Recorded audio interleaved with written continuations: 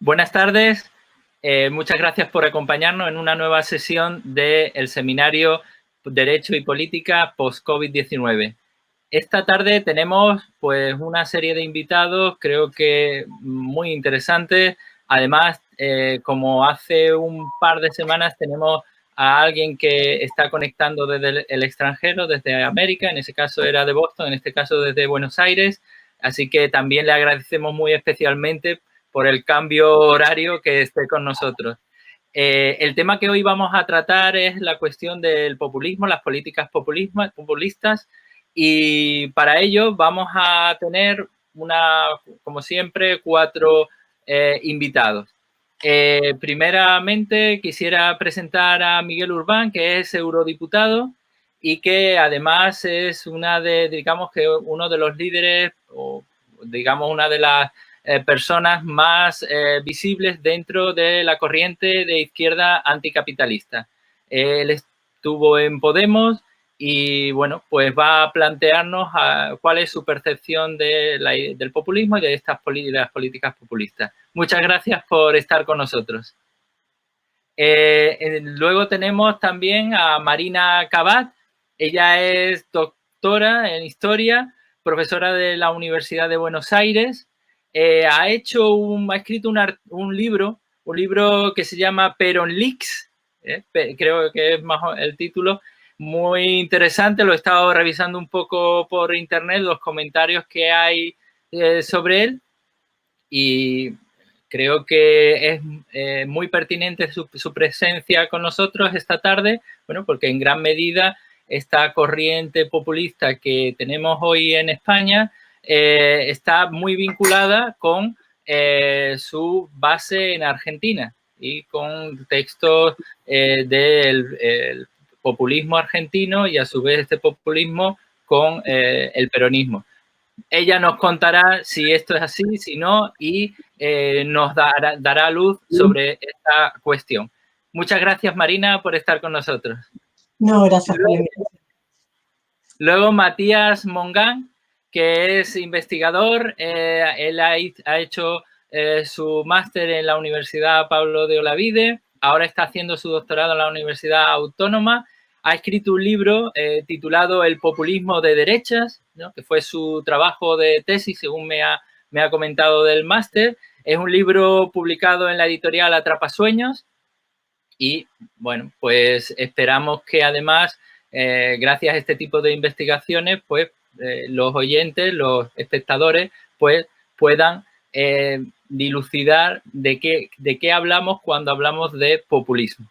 Muchas gracias por estar con nosotros, Matías, y ya te comento públicamente que te emplazamos a presentar tu libro, como en el caso de Marina, pues si alguna vez nos visitas en la Universidad Pablo de Olavide. Gracias. Y por último tenemos a Guillermo del Valle, que es abogado, está ahora mismo trabajando sobre todo en cuestiones de legislación laboral y también es trabajadora pro bono en un barrio de Madrid, el barrio de Fontarrón, y bueno, pues también lo conocemos por sus intervenciones tanto en televisión como artículos de prensa. El último, tengo entendido, bastante largo, solamente sí, para incondicionales, ¿no? Demasiado largo, sí. Bueno, pues muchas gracias por estar con nosotros y vamos a empezar, como todos sabéis, con una pregunta de índole más general donde ellos se puedan más o menos explayar y contarnos con calma su posición sobre el tema que tratamos, y luego pues una pregunta un poco más específica y abriremos un debate. Mientras tanto, Arturo, que está aquí con nosotros. Hola, Arturo. Él se ocupará de ir mirando pues qué preguntas, qué inquietudes, qué comentarios tenemos en el chat de esta sesión. Quisiera aprovechar también para decir que esto es un trabajo conjunto, un trabajo colectivo de varias personas como Arturo o como el director Eduardo Molina Campano, como el de Manuel Federico. En fin, gente que de manera altruista está ayudando y está desarrollando un trabajo. Jesús Rodríguez, que también ha participado además en este debate, en el debate de renta básica, gente que ha creído en esta idea y que está aportando su trabajo para que estas sesiones salgan lo mejor posible. Bueno, pues planteamos la primera cuestión y la primera cuestión es muy sencilla. ¿Creéis que el COVID-19, el escenario que más o menos se va esbozando después de la crisis sanitaria, va a favorecer políticas populistas? ¿Y eso sería positivo o negativo? Para ello, evidentemente, vuestra concepción del populismo, porque realmente para el espectador pues es algo que muchas veces es complicado dilucidar de qué se trata, de qué estamos hablando cuando hablamos de populismo, ¿no? Ya hemos visto a Matías, que ha publicado un libro sobre el populismo de derecha, pero también es un concepto que aparecía en el discurso de Podemos. Bueno, pues empezamos. Miguel, gracias y comenzarías tú. Bueno, muchas gracias por la invitación. Simplemente 3 aclaraciones previas. Yo soy miembro de Anticapitalistas. Izquierda Anticapitalista se disolvió ya hace un tiempo largo y nos convertimos en una plataforma política que se llama Anticapitalistas. Soy eurodiputado, miembro de la Izquierda Unitaria Europea, y también señalar que yo he escrito diversos libros sobre la extrema derecha, ¿no? Y yo creo que hay que diferenciar, y con esto quería empezar, ¿qué entendemos? O sea, el cajón desastre que supone la palabra populismo. Porque cuando tú has dicho ¿se van a hacer políticas populistas? ¿Qué es hacer políticas populistas realmente? Yo recuerdo no hace mucho cuando, por ejemplo, se intentaba utilizar de forma despectiva, incluso como un ataque, el propio sinónimo o la propia apelación al populismo. Y recuerdo cómo el propio Obama recordaba los pasados populistas del Partido Demócrata norteamericano, como el Partido Demócrata es justamente la fusión con un partido que era el Partido Populista de finales del siglo XIX, y cómo el populismo ha tenido, incluso en Norteamérica, diferentes acepciones, tanto a la izquierda como a la derecha. Con lo cual, hablar de que si se pueden hacer políticas populistas después en el escenario post-COVID es no decir nada. O yo entiendo que es no decir nada. ¿Por qué? Porque lo que verdaderamente se tendrá a discutir es qué tipo de políticas se podrán hacer, pero sin el apelativo populista. ¿Por qué? Porque yo creo que normalmente, y de hecho la mayoría de lo que hemos considerado movimientos populistas, por ejemplo en Europa, serían considerados, o yo básicamente los considero como movimientos autoritarios, de extrema derecha. No hemos tenido lo que podríamos llamar ese populismo de izquierdas latinoamericano, ¿no? O sea, que sí que ha podido tener cierta implantación en Latinoamérica, incluso también con ciertos aspectos socializantes en la primera década, la primera mitad del siglo XX en Estados Unidos, pero que en Europa, cuando hemos hablado de ciertos movimientos populistas, hemos hablado del pujadismo francés, hemos hablado del coalinquismo italiano, que han tenido mucha vinculación con ciertos elementos del fascismo clásico de entreguerras y que lo han ido evolucionando hacia nuevas formaciones de extrema derecha que autores como Enzo Traverso consideran de, podríamos decir, de movimientos post-fascistas. O sea, que rompen con cierta genealogía clásica del fascismo, pero que mantienen ciertos elementos continuistas, ¿no? Entonces, si vemos, por ejemplo, movimientos de extrema derecha en el conjunto de Europa, que para algunos politólogos pueden ser considerados como populistas, como por ejemplo Orbán en Hungría o el de los Kaczynski en Polonia con el Partido de Ley y Justicia, lo que hemos visto es que las políticas que están utilizando con la coartada del COVID es justamente una aceleración de las políticas autoritarias.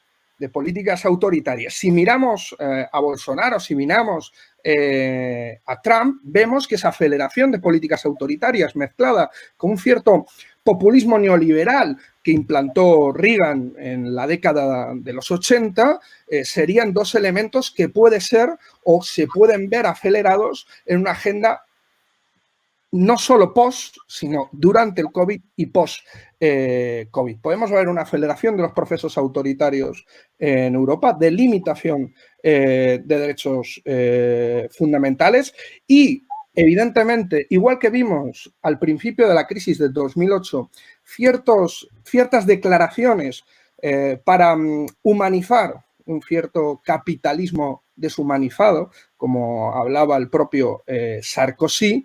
Yo creo que si no hay un movimiento que gire hacia unas políticas a favor de las clases populares, podemos ver también una aceleración de los movimientos y de las reformas neoliberales en el conjunto de Europa, en donde sería muy difícil que un gobierno pudiera sustraerse de esa dinámica. A día de hoy estamos viendo una cuestión prácticamente intermedia y, de hecho, la mayoría de las políticas sociales y económicas de la mayoría de los países centrales de la Unión Europea no se están diferenciando, aunque tengan gobiernos diferentes. Estupendo. Pues la misma pregunta para Marina Cabat.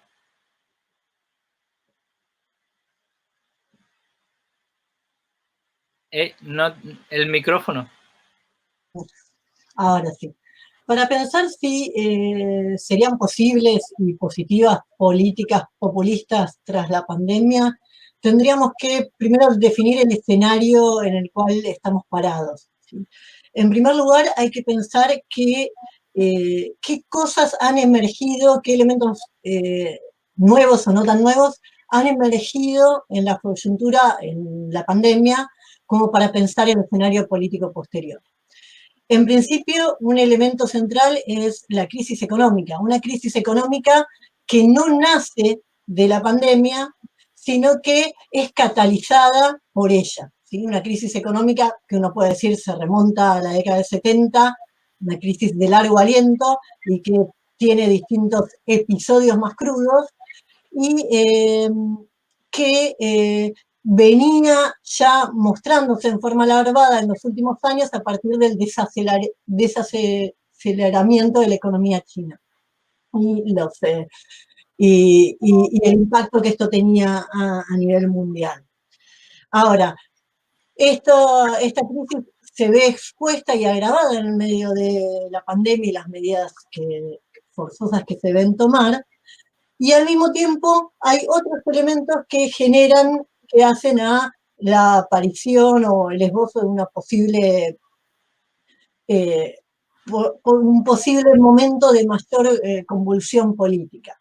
Uno es la crisis económica que habilita, ¿sí?, el desarrollo de la crisis política también.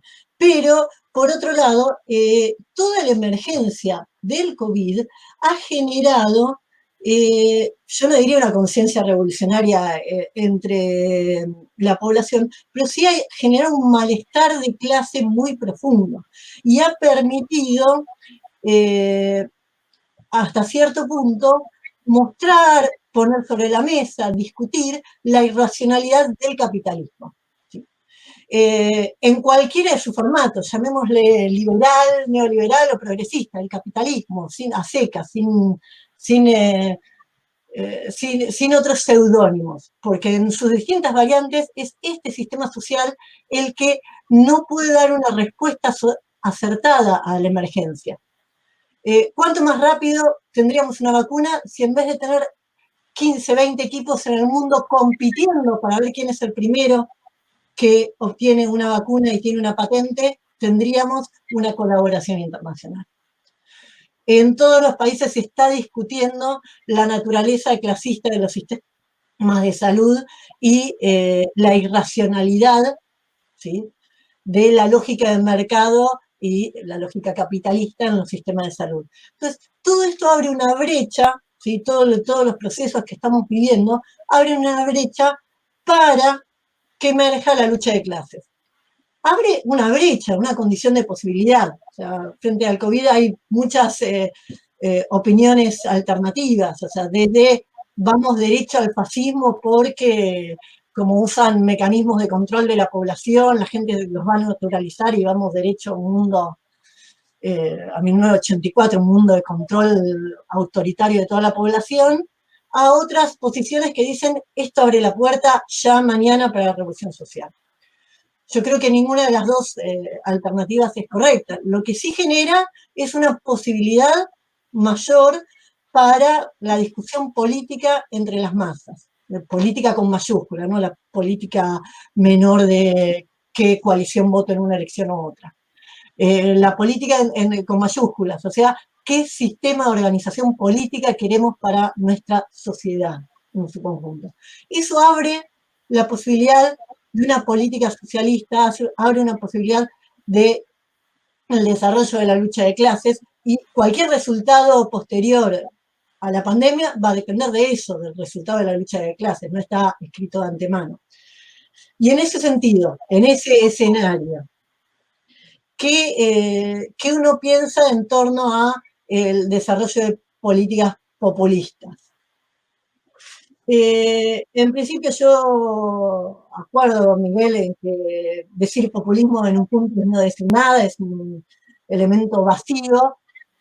Quizás yo prefiero el concepto de bonapartismo para explicar ciertos procesos, que puede explicar más claro la lógica de procesos históricos donde un personal político, muchas veces ajeno al personal político tradicional, que por eso puede presentarse como ajeno al mundo político y como parte de un rechazo al mundo político tradicional y una renovación del mundo político, puede actuar con cierta independencia de los actores y las clases en pugna y proponer una serie de medidas que pueden girar en un sentido en un momento, pero luego ir hacia otro sentido. En ese sentido, hay que tener cuidado con esa distinción de populismo de izquierda, de derecha.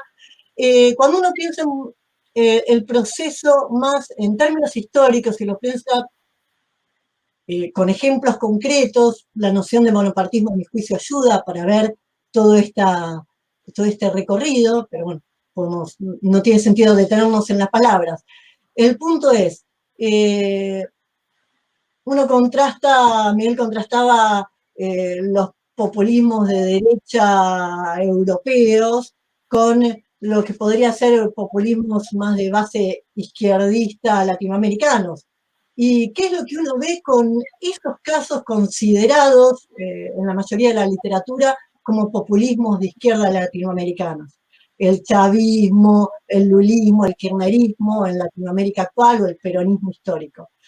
Lo que uno ve son movimientos que, con un personal político ajeno a la clase obrera, en la mayoría de los casos, el caso de Chávez, el caso de Perón histórico en la Argentina, accede al poder mediando entre sectores en pugna y empieza con políticas que son caracterizadas como más de izquierda, más progresistas en un momento, encausa y con eso disciplina a la clase obrera, congela políticamente a la clase obrera, la reprime y pasa a políticas de derecha. Esto lo hemos visto con el peronismo histórico en la Argentina, lo hemos visto en el caso más extremo en Latinoamérica, es el caso del chavismo en Venezuela, que llega con ciertas medidas en el 2001, disciplina a la misma población que gesta y que le da vida al chavismo, y pasa luego a no solo a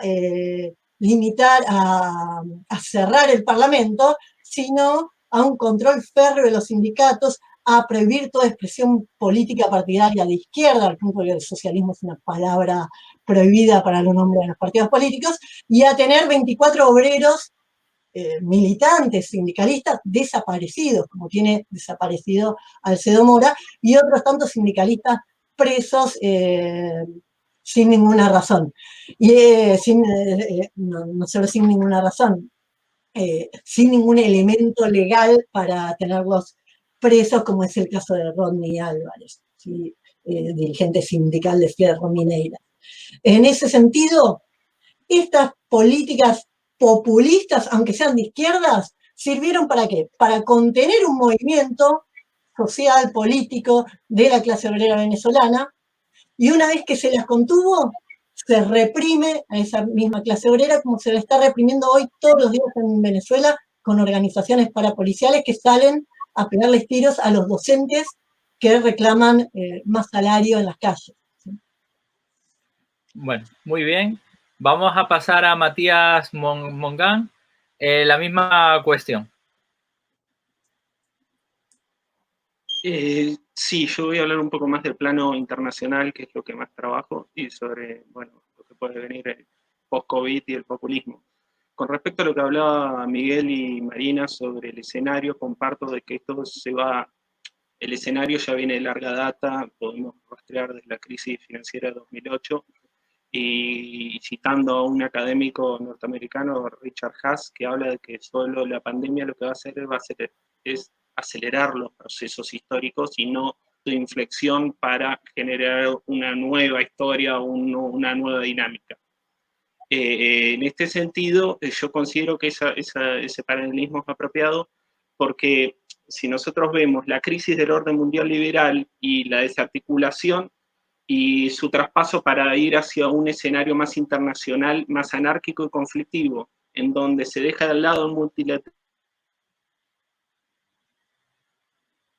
o sea, intenta negociar con actores de forma bilateral y por fuera de los entes multilaterales para intentar asegurar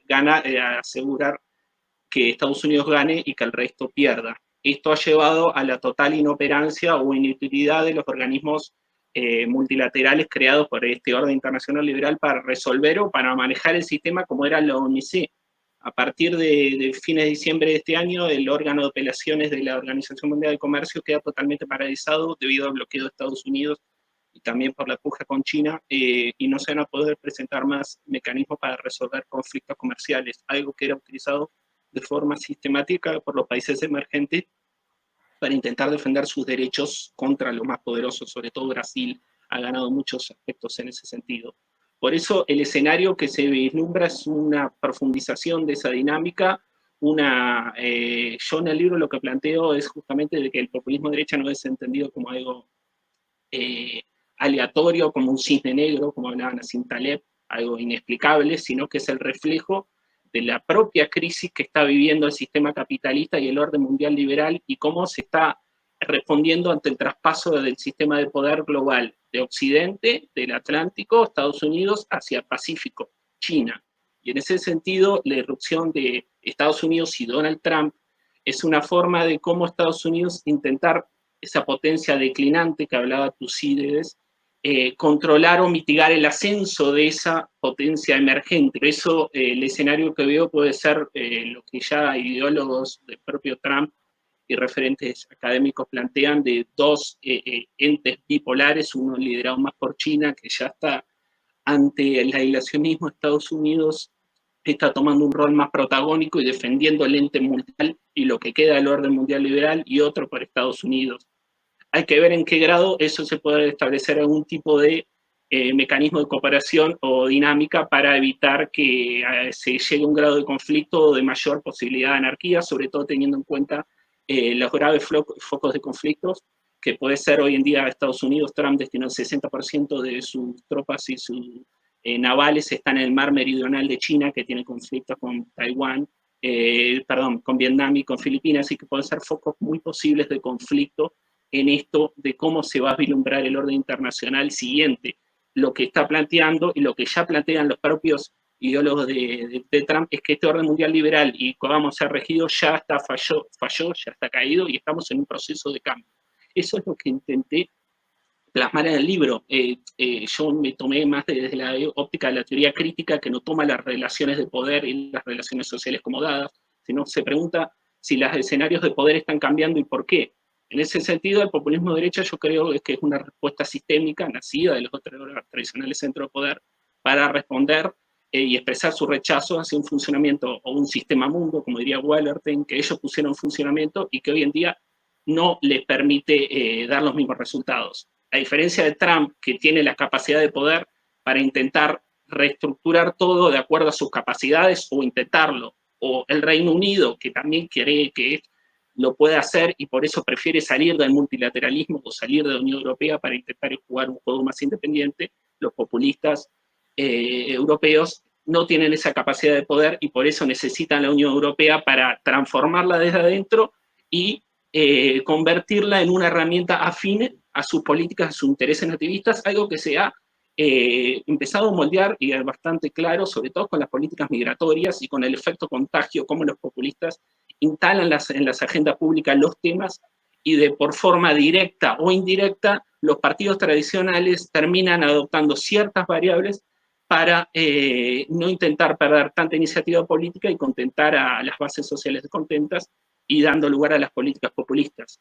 Y con respecto último al tema del populismo, yo hablo de populismo de derecha porque a diferencia de los partidos, de los totalitarismos o de los partidos de extrema derecha de la época de la Guerra Fría que usaban un discurso único y hasta cierto grado elitista, los nuevos partidos populistas, sobre todo después de la crisis financiera de 2008, se caracterizan por utilizar múltiples estrategias discursivas. Por ejemplo, yo estoy en el caso del Frente Nacional de Marine Le Pen, y me llama la atención la sistemática utilización de teorías como, por ejemplo, la dicotomía centro-periferia desarrollada por la Comisión Económica para América Latina, CEPAL, para describir el funcionamiento del sistema económico internacional o para la lógica de la autonomía, para demandar una mayor presencia de las naciones en detrimento de los élites de la Unión Europea. Eso le permitió consolidar su rol de outsider y ganar mucho respaldo, y esto es un elemento indudable de los perdedores de la globalización, votantes que en Francia antes votaban al Partido Socialista o al Partido Comunista y que terminaron respaldando al Frente Nacional o Donald Trump en Estados Unidos cuando sus propuestas de reformular la globalización le permitió hacerse con los votos de todos los departamentos mineros denominados del cinturón de óxido que le dio las elecciones en el 2016.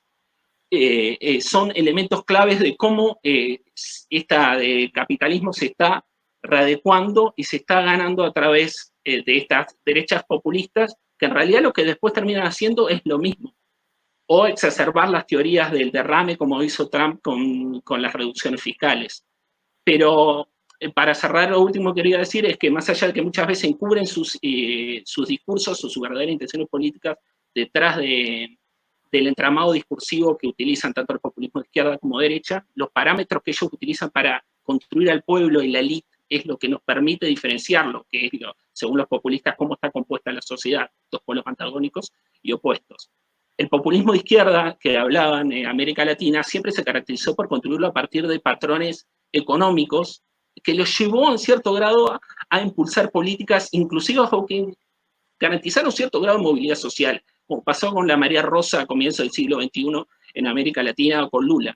En cambio, los populistas europeos de derecha se construyen al pueblo a partir de patrones identitarios. Eso sería consecuencia de una ideología gruesa que moldearía el discurso populista y que estaría detrás de lo que ellos están buscando, que sería el nativismo.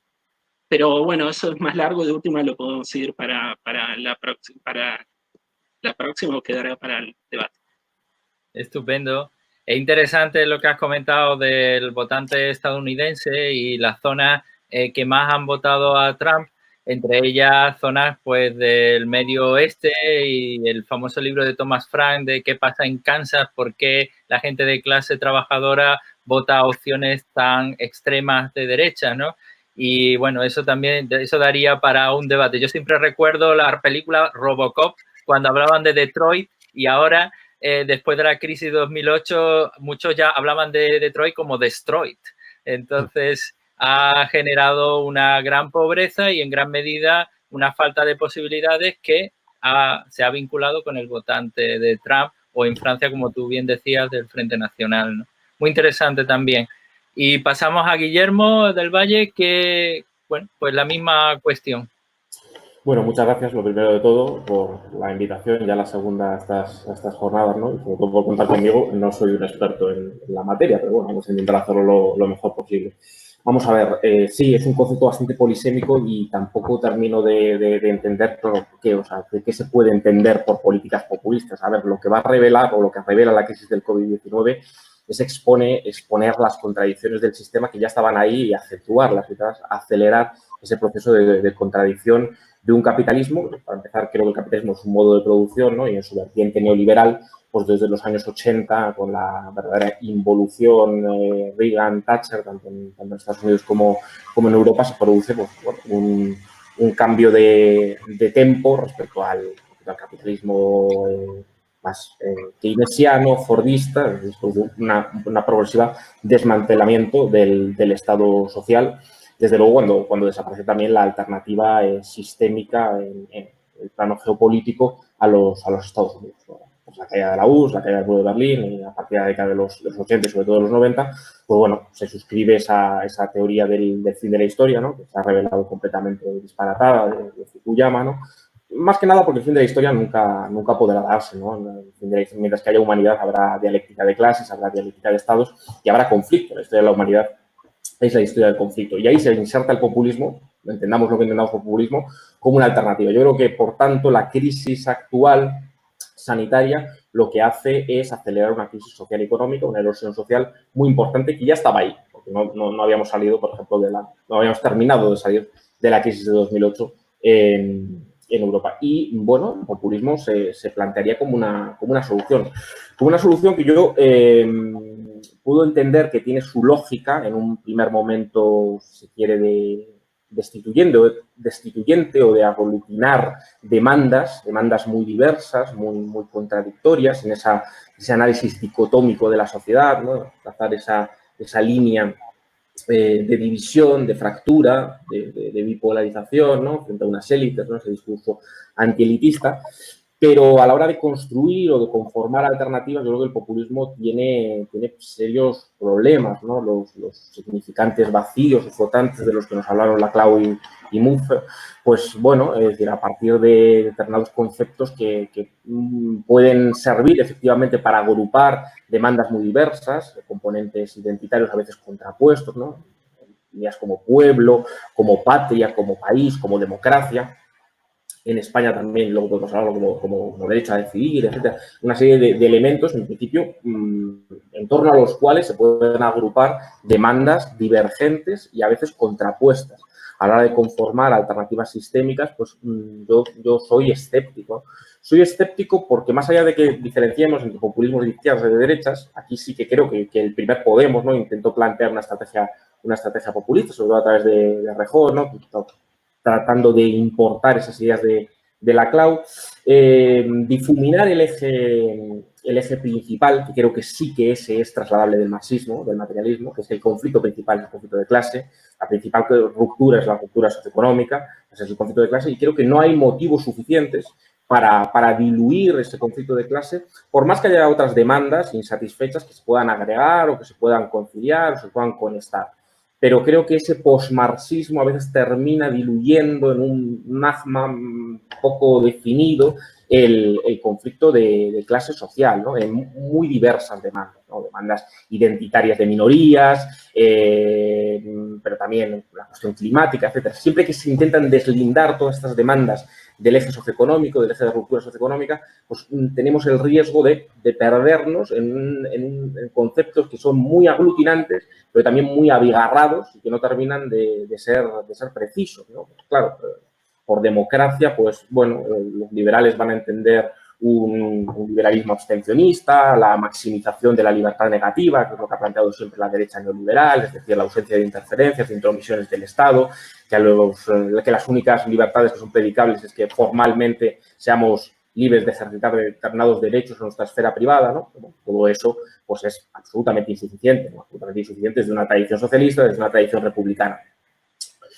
Pero en estos conceptos vacíos o vaciados, flotantes, no sé si significantes flotantes, pues bueno, el riesgo real es que quepan demandas divergentes y contrapuestas y que a partir de ahí sea difícil construir alternativas. Yo no termino de entender, no quiero aferrarme a ninguna ortodoxia marxista ni nada, pero no termino de entender la necesidad de determinada izquierda de diluir precisamente lo mejor del marxismo, en algunas lecciones que yo creo que son de actualidad, ¿no? Como la lucha de clases, como la plusvalía, como el conflicto capital-trabajo, ¿no? Como esa dialéctica de clases, también esa dialéctica de Estado, en un magma que, bueno, en esa interpelación directa, sin esferas, sin estratos intermedios entre determinados liderazgos carismáticos y el pueblo, pues tenemos riesgos, ¿no? Tenemos riesgos, como lo que apuntaba antes Marina, ¿no? Riesgos a veces de que haya derivas del populismo en términos regresivos o directamente reaccionarios, de neutralización precisamente de los movimientos obreros, ¿no? No hablo solamente de estructuras intermedias en el sentido liberal, en el sentido de instituciones, poder judicial o organismos reguladores. Hablo también de las organizaciones sindicales, de la organización de los trabajadores, etc. Entonces, bueno, ahí creo que hay un riesgo. No sé si accentuarán las políticas populistas, porque tampoco termino de ver qué son las políticas populistas, pueden ser muchas cosas, pero sí se acentúan el riesgo a plantear bueno, soluciones respecto al agravamiento de esa crisis del sistema, que a veces pues, no son las idóneas, ¿no? Desde mi punto de vista. Bueno, pues ahora pasamos a una pregunta corta y para cada uno de los invitados y ya posteriormente abriremos el debate en conexión con Arturo. Empezamos por Guillermo y invertimos el orden. Tomando lo que acabas de comentar sobre ese magma y esos vínculos con la CLO-MUFE que has comentado, el populismo como tal, o por lo menos lo que tú has querido plantear como populismo, ¿tú piensas que lleva tiempo existiendo en España ese populismo y qué manifestaciones crees que tendría? Bueno, como he señalado, yo creo que propio Miguel me corregirá, pero creo que en la gestación, el origen de Podemos, hay un intento de sustituir rápidamente el análisis de la política española en la que se dice Izquierda Unida tiene un crecimiento limitado desde el eje izquierda-derecha, desde el análisis marxista o estamos en el rincón del tablero y para ganar una hegemonía hay que invertir ese eje, más allá de cuál sea la procedencia de los diferentes liderados que había en ese origen de Podemos, muchos de ellos venían desde posiciones de izquierdas, progresistas, etcétera, determinadas militancias, pero se plantea, bueno, que el eje es otro, ¿no? Que el eje es arriba-abajo, que es un eje pues, que a efectos de aglutinar, pues se presentaba como un eje ganador, ¿no? Desde la izquierda, a la izquierda de la socialdemocracia, había un crecimiento electoral muy limitado y por eso se intentó disputar esos significantes, ¿no? Y poner en circulación esos significantes. Yo creo que el populismo en ese sentido sí que llega en ese momento. ¿Antes podía haber manifestaciones populistas? Pues podía haber manifestaciones populistas. Yo creo que como estrategia populista, la estrategia en los términos de la CLAU, llega en ese momento a la política española y todavía hoy hay algún resabio, algún retazo ahí. Creo que es problemático, ¿no? Es problemático por muchas cosas, ¿no? Bueno, el peronismo argentino, lo hemos visto, el peronismo argentino ha sido un movimiento tan atrapalotodo en algunos sentidos, o por lo menos tan moldeable, tan maleable, que hemos visto peronismos efectivamente nacional populares, más progresistas, ¿no? Pero hemos visto también que se ha reivindicado, se reclamaba como peronista un furibundo neoliberal como Carlos Menem. Hubo unas derivaciones casi protofascistas en algún momento del peronismo. Bueno, yo creo que esa estrategia populista de Podemos, pues tuvo su problemática y sigue teniendo su problemática. Desde el mismo momento en el que, bueno, se reivindican conceptos, como digo, tan elásticos, donde pueden caber determinados. Es decir, en un pueblo, en el concepto de pueblo, podemos entender que hay personas que entiendan que el movimiento antielitista se tiene que plantear respecto a los parlamentos, respecto a los políticos, no respecto, por ejemplo, a los mercados, a los grandes poderes financieros o económicos, ¿no? Hay gente que pueda entender que ese antielitismo se puede encauzar a través de ideas pues, perfectamente neoliberales. Es decir, nos constriñen la libertad los verdaderos poderes, que son los poderes políticos que se encuentran en el Parlamento. O sea, los poderes políticos que se encuentran en el Parlamento, más con una soberanía tan limitada, tan erosionada como la que existe en los Estados-nación dentro del contexto de la Unión Europea, pues es muy limitado, ¿no? Bueno, existe ese riesgo, ¿no? Lo mismo algunos, cuando el propio Rejón plantea, vamos a disputar, hay que disputar palabras como patria, como país, significantes, pero ¿qué significan esos significantes? ¿No? En principio, ¿quién va a estar ahí? Guillermo, cuando, por ejemplo, en Esquerra Republicana Rufián habla del pueblo catalán como oprimido y todo. ¿No es una apelación populista? Bueno, puede ser, sí. Uno de los problemas precisamente del populismo aquí es que sin ser el nacionalismo es lo que es una ideología que tiene su recorrido propio, obviamente en esa estrategia populista no se le escapa a nadie que el significante España era un significante complicado de vaciar. Era un significante complicado de vaciar, entonces pues, se intentó sustituir por otros, por ejemplo, patria, país. Ahora bien, claro, el contenido que puede tener ese significante pues puede ser muy problemático, ¿eh? En un momento determinado, ¿quién va a estar en contra del derecho a decidir? Pero hay que explicar, ¿no? El derecho a decidir. ¿Qué es el derecho a decidir? ¿Qué es el derecho a decidir? ¿Quién ejercita el derecho a decidir? ¿Quién es el sujeto de ese derecho a decidir, por ejemplo? Eso no se precisa en la estrategia populista. Tiene el derecho a decidir, por ejemplo, en un Estado que se reputa plurinacional. ¿De cuántas naciones hay en España? Podrían plantear que Cataluña tiene un derecho a decidir. Perfecto. Como pueblo, Cataluña tiene derecho a decidir, pero obviamente, si no hacemos trampas al solitario, habría que preguntar automáticamente si ese derecho a decidir va ahormado a una uniformidad cultural. Que nadie nos podría plantear que hay una uniformidad cultural o identitaria en Cataluña. No la hay más en Santa Coloma de Gramenet o l'Hospitalet como poblaciones obreras, claramente. Es decir, esas poblaciones a su vez tendrían un derecho a decidir respecto a Cataluña. Si es la lengua el elemento en torno al cual se ahorma ese derecho a decidir como significante vacío en el que puede caber cualquier cosa, el Valle de Arán podría ejercitar un derecho a decidir respecto a Cataluña.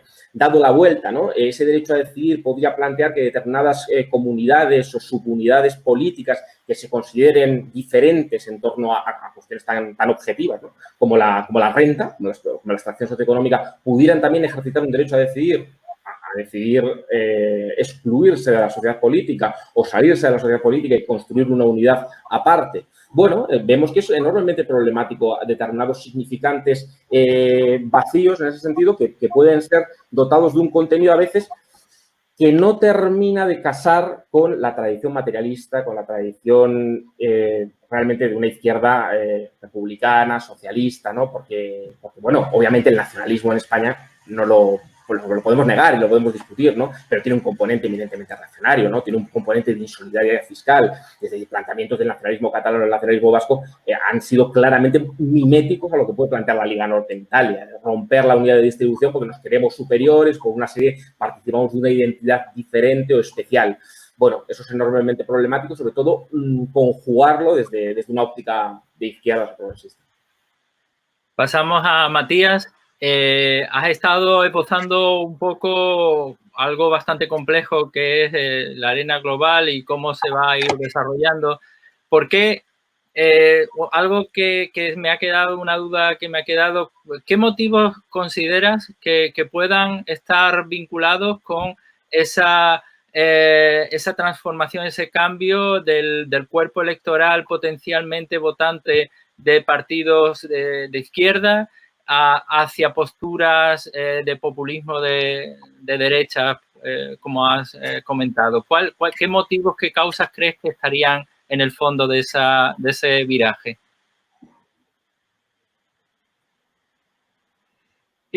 Principalmente, según mi punto de vista, materiales, las incapacidades de satisfacer las necesidades materiales por parte de la población. En realidad, los populistas siempre tuvieron la capacidad de vislumbrar las crisis políticas o las crisis de representatividad y sacarle provecho en favor propio. Bueno, eso en Argentina, América Latina conocemos bien. Aquí en Europa, según mi punto de vista, no fue la excepción.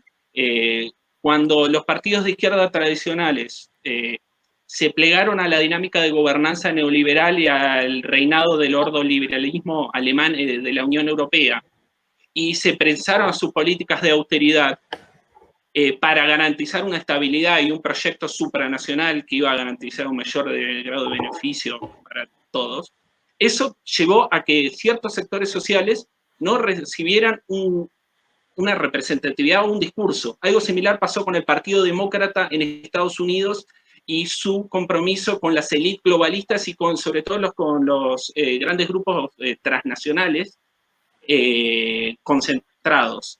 Eso llevó a que muchos sectores vieran las políticas que el propio capitalismo, la propia globalización neoliberal estaba llevando como contradictorias o perjudiciales para sus propios intereses.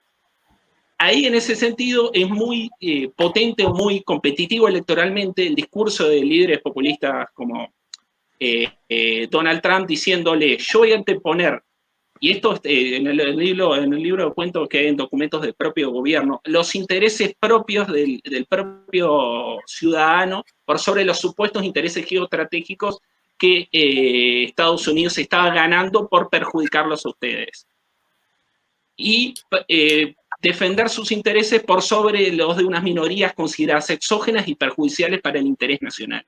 Eso le permitió a muchos sectores sociales que no tenían representatividad, estaban pasando unas situaciones económicas de pauperización cada vez más fuerte, pasar a convertirse a votar a los partidos populistas de derecha o inclusive a Trump, que era parte en un sentido un paria o bueno, un personaje folclórico dentro de la derecha más radical o si se puede decir alternativa a Estados Unidos.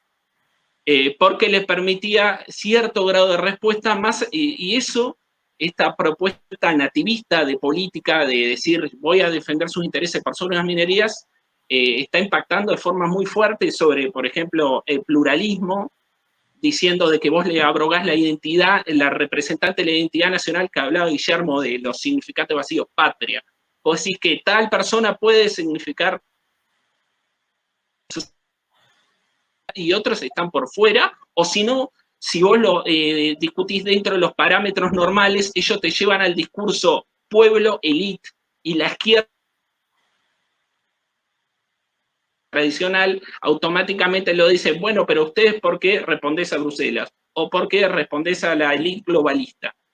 Se lleva una construcción discursiva que permite que los líderes como Marine Le Pen o Trump reciban los votantes tradicionales de la derecha más rancia y las teorías del derrame, a los votantes que eran de la izquierda y a los que eran los perdedores de la globalización, o también a importantes sectores que estaban en contra del multiculturalismo de estatus llevado adelante por la globalización en el sentido en el ámbito social, cultural, sectores que veían cómo el avance de los derechos de las mujeres, las políticas de reconocimiento, estaban perdiendo ciertos privilegios simbólicos y que no estaban dispuestos a perder y que durante mucho tiempo estuvieron silenciados, lo que Ronald Inglehart habla sobre, ya hablaba en la década del 77, y que se ha contribuido a conformarse un suerte grado de eje cosmopolitismo y nacionalismo. El cosmopolitismo cada vez más son las ciudades grandes, cosmopolitas, y que se garantizaron cierto acceso a la globalización,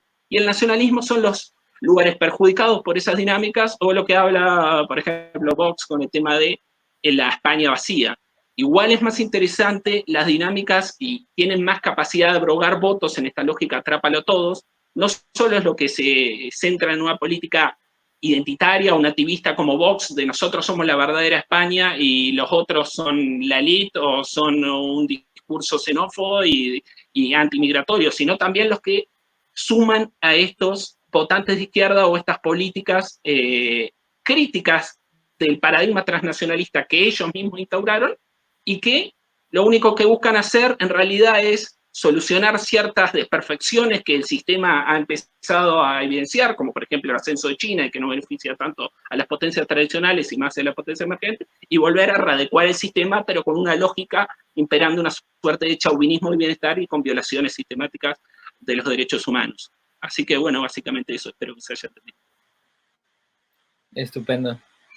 Marina, de tu primera contestación, no sé si de manera errónea, pero creo que se podría decir que el populismo es veneno para la izquierda y para la real transformación social. Yo recuerdo cuando estuve en Rosario que me comentaba que había allí uno de los pocos, creo que representantes socialistas, que era por esa parte de Argentina, y decían gente cercana a él que es que el peronismo, el populismo había sido letal para llevar a cabo en Argentina una verdadera transformación social. ¿Crees que es así y qué consecuencias puede tener la exportación de este modelo? Bien, sí, me has interpretado bien. Precisamente quizás me faltó el cierre, redondear las conclusiones de lo que estaba diciendo, pero es básicamente esto. la pandemia, la crisis actual económica, más los problemas sociales, abren una perspectiva por la que se puede colar la lucha de clases y podemos llevar una lucha por el socialismo. La aparición de políticas populistas, sean consideradas de tinte de derecha o de izquierda, progresistas, como quieran llamarlo, no quiero entrar en la discusión de nombre, va a ser, en cualquier caso, un freno a la política socialista, al intento de una política revolucionaria de conjunto. Y en ese sentido, sí, el populismo es un veneno para la izquierda. En la Argentina eso fue, esto es muy visible a través de lo que ha ocurrido en todo el siglo XX y siglo XXI con el peronismo.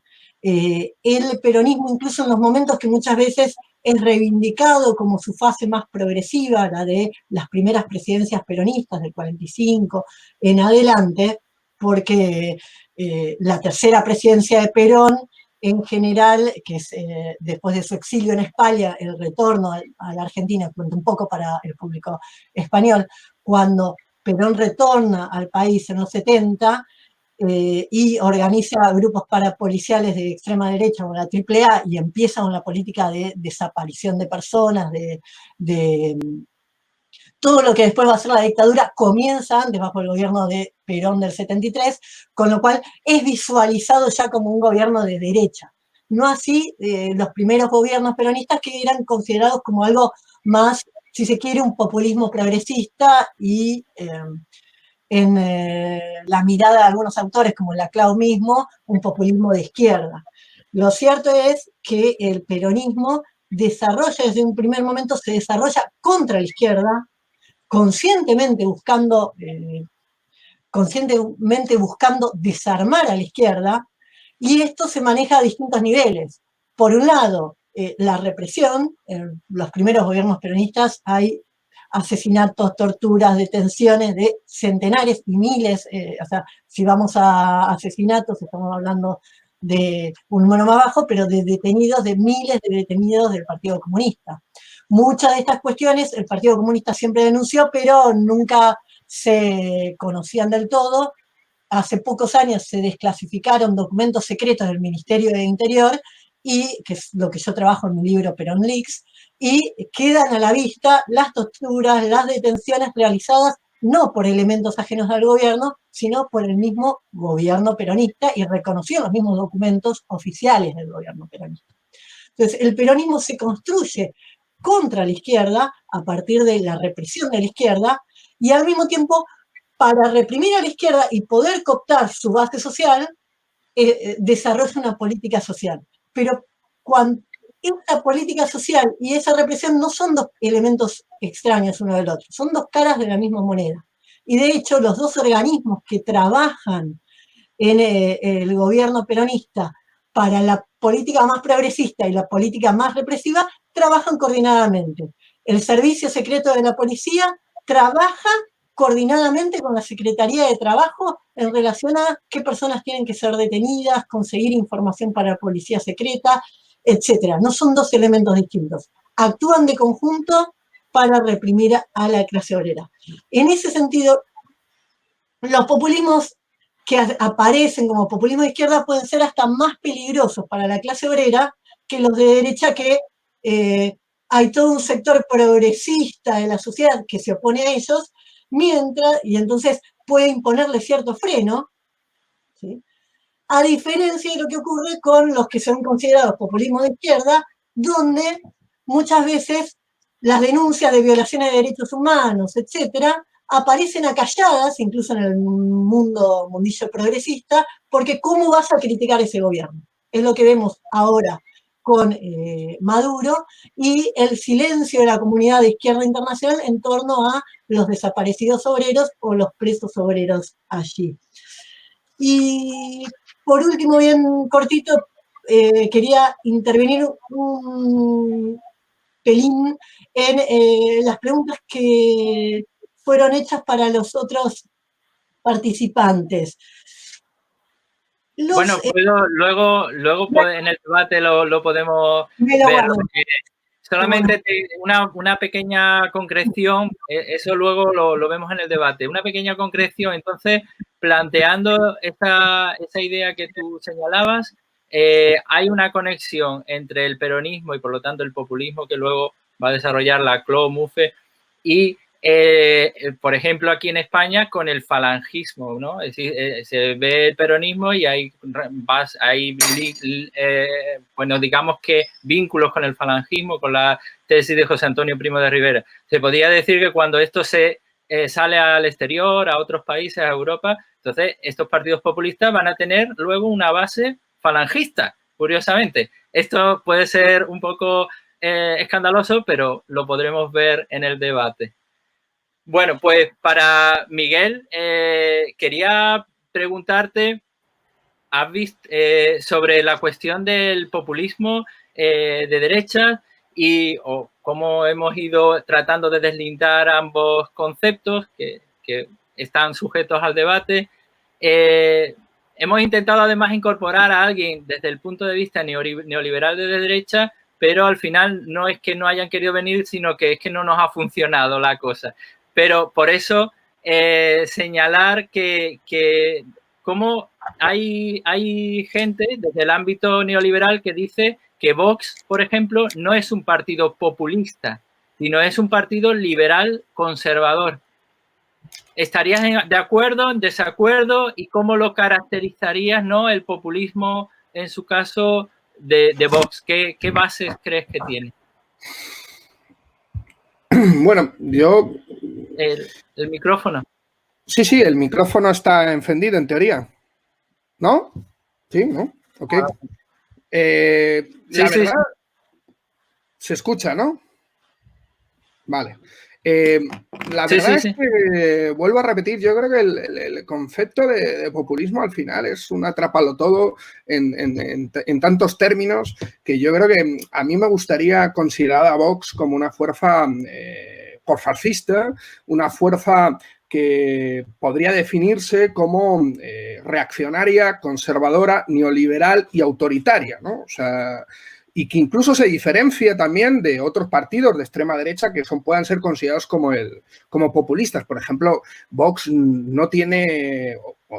ni siquiera comparte grupo en el Parlamento Europeo con Reagrupamiento Nacional de Marine Le Pen o con la Liga de Salvini. De hecho, Vox tiene más en común con Trump o con Bolsonaro que con Marine Le Pen, o incluso en el cuestión del fundamentalismo religioso con el Partido de Ley y Justicia en Polonia, ¿no? Yo creo que es un elemento importante a señalar sobre Vox.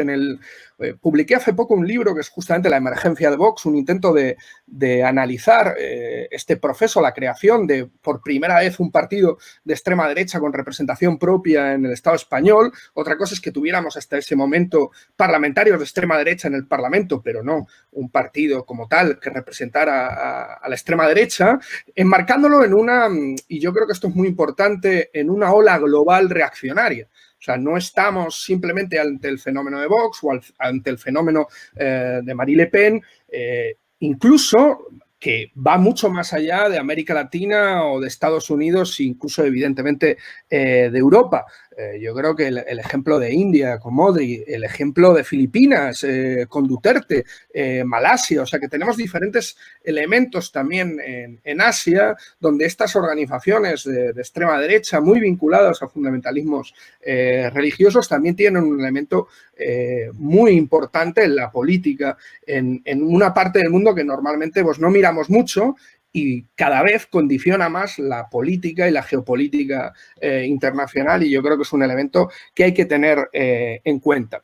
Segundo, yo creo que no podemos entender la formación de estos partidos de extrema derecha y Vox, evidentemente, sin ver que hay un elemento un problema de representatividad general y generalizado. Y yo creo que esto es un elemento importante. En esa falta de representatividad no solo entran partidos de extrema derecha, también entran partidos de izquierdas. Syriza en Grecia, entró justamente en una falla, en un elemento de crisis de representatividad en Grecia muy importante, en una ruptura de los campos políticos nacidos después de la Segunda Guerra Mundial, que eso es lo que estamos viendo. Y sobre todo, hemos visto que esa crisis de representatividad se ha expresado en un elemento de antagonismo de dentro y fuera del sistema. Y sobre todo se ha mostrado no solo en dentro y fuera, sino en una política en cierta medida anti-establishment y en cierta medida antisistémica en algunos elementos. Y yo creo que esto es importante, incluso también lo hace Vox, o sea, no solo lo hace justamente la izquierda, de hecho quien más lo ha utilizado esa crisis de representatividad, ese elemento antisistémico en Europa es la extrema derecha. Y yo creo que es un elemento muy interesante a vislumbrar. Incluso formando gobiernos, ha seguido manteniendo ese elemento antisistémico y esa crítica a la representatividad. Normalmente lo ha vaciado justamente contra Bruselas como chivo expiatorio facilitador de ciertas políticas de agrupación, en este caso nacional. Yo creo que Orbán en ese sentido es muy interesante en Hungría. Incluso, y digo Orbán es muy interesante porque no se ha movido de un grupo político como el Partido Popular Europeo, que es un grupo político que gobierna Europa. O sea, yo creo que es interesante ese ejemplo. Y lo digo que es interesante para España porque es un modelo también para Vox y lo que intenta utilizar. Y de hecho, lo que estamos viendo en Vox es una disputa justamente en el campo de la derecha. Vox no ha llegado al momento de intentar disputar espacios políticos al margen del lado derecho del tablero político. Y de hecho la propia movilización que vimos el otro día, y eso está generando la radicalización del conjunto de la derecha española, igual que hemos visto la emergencia de fuerzas de ultraderecha y de derecha radical en Europa ha radicalizado a la propia derecha o partidos democristianos tradicionales. Antes que Trump, el nacimiento del Tea Party radicalizó al Partido Republicano, incluso radicalizó a los propios representantes del establishment republicano, porque si no podían perder las propias primarias internas. De hecho, Vox no sería comprensible, o el nacimiento de Vox no sería comprensible sin el movimiento neoconservador que nace en España en el 2004, cuando el Partido Popular pierde las elecciones, donde se construye un movimiento, y es muy interesante, yo no sé si Matías lo ha trabajado, yo sí que lo he trabajado, pero está el libro Spanish Neocon, que yo creo que es muy esclarecedor de esto, cómo se mimetiza un cierto movimiento neoconservador en Estados Unidos y en España, que tiene muchísimos elementos en común, y sobre el que luego bebe Vox y bebe gran parte de los instrumentos de participación que dan lugar a Vox, de NAES, por ejemplo, Hazte Oír, ¿sabes? Elementos de movilización y de oposición al gobierno Zapatero en esa deriva neoconservadora de una parte del Partido Popular, que cuando el Partido Popular gobierna y modera ciertos elementos, rompen simbólica y políticamente con ese Partido Popular, constituyendo finalmente Vox, ¿no? A día de hoy seguimos viviendo esa batalla dentro de la derecha española. Y para comprender el escenario post-COVID que podemos ver, y sobre todo las reacciones ante el gobierno de coalición en España, yo creo que es muy interesante que analicemos la movilización social y en la calle de la derecha española del 2004 al 2009. Sobre todo todos estos elementos, en donde además se utiliza no solo la movilización callejera, algo totalmente inusual en el conjunto de las tradiciones democristianas europeas. O sea, no vemos un partido de movilización como fue el Partido Popular, no solo con la construcción de frentes, utilizando una terminología clásica de frentes de masas, sino también, y hay un elemento yo creo que muy interesante, también de una readaptación y sobre todo reorientación política en el conjunto de la derecha española. Y la utilización de un elemento central, que es todos los resortes del aparato del Estado contra en ese momento el gobierno del Partido Socialista, y veremos cómo se van a utilizar todos los resortes del Estado que en este país nunca se han depurado de su herencia franquista contra el gobierno de Unidos Podemos y del Partido Socialista. Vimos cómo se llevó el Estatut de Cataluña al Constitucional, vimos cómo se llevó la ley del aborto al Constitucional, vimos cómo se llevó la ley de matrimonios igualitarios al Constitucional. Esa estrategia va a estar hoy en el escenario post-COVID.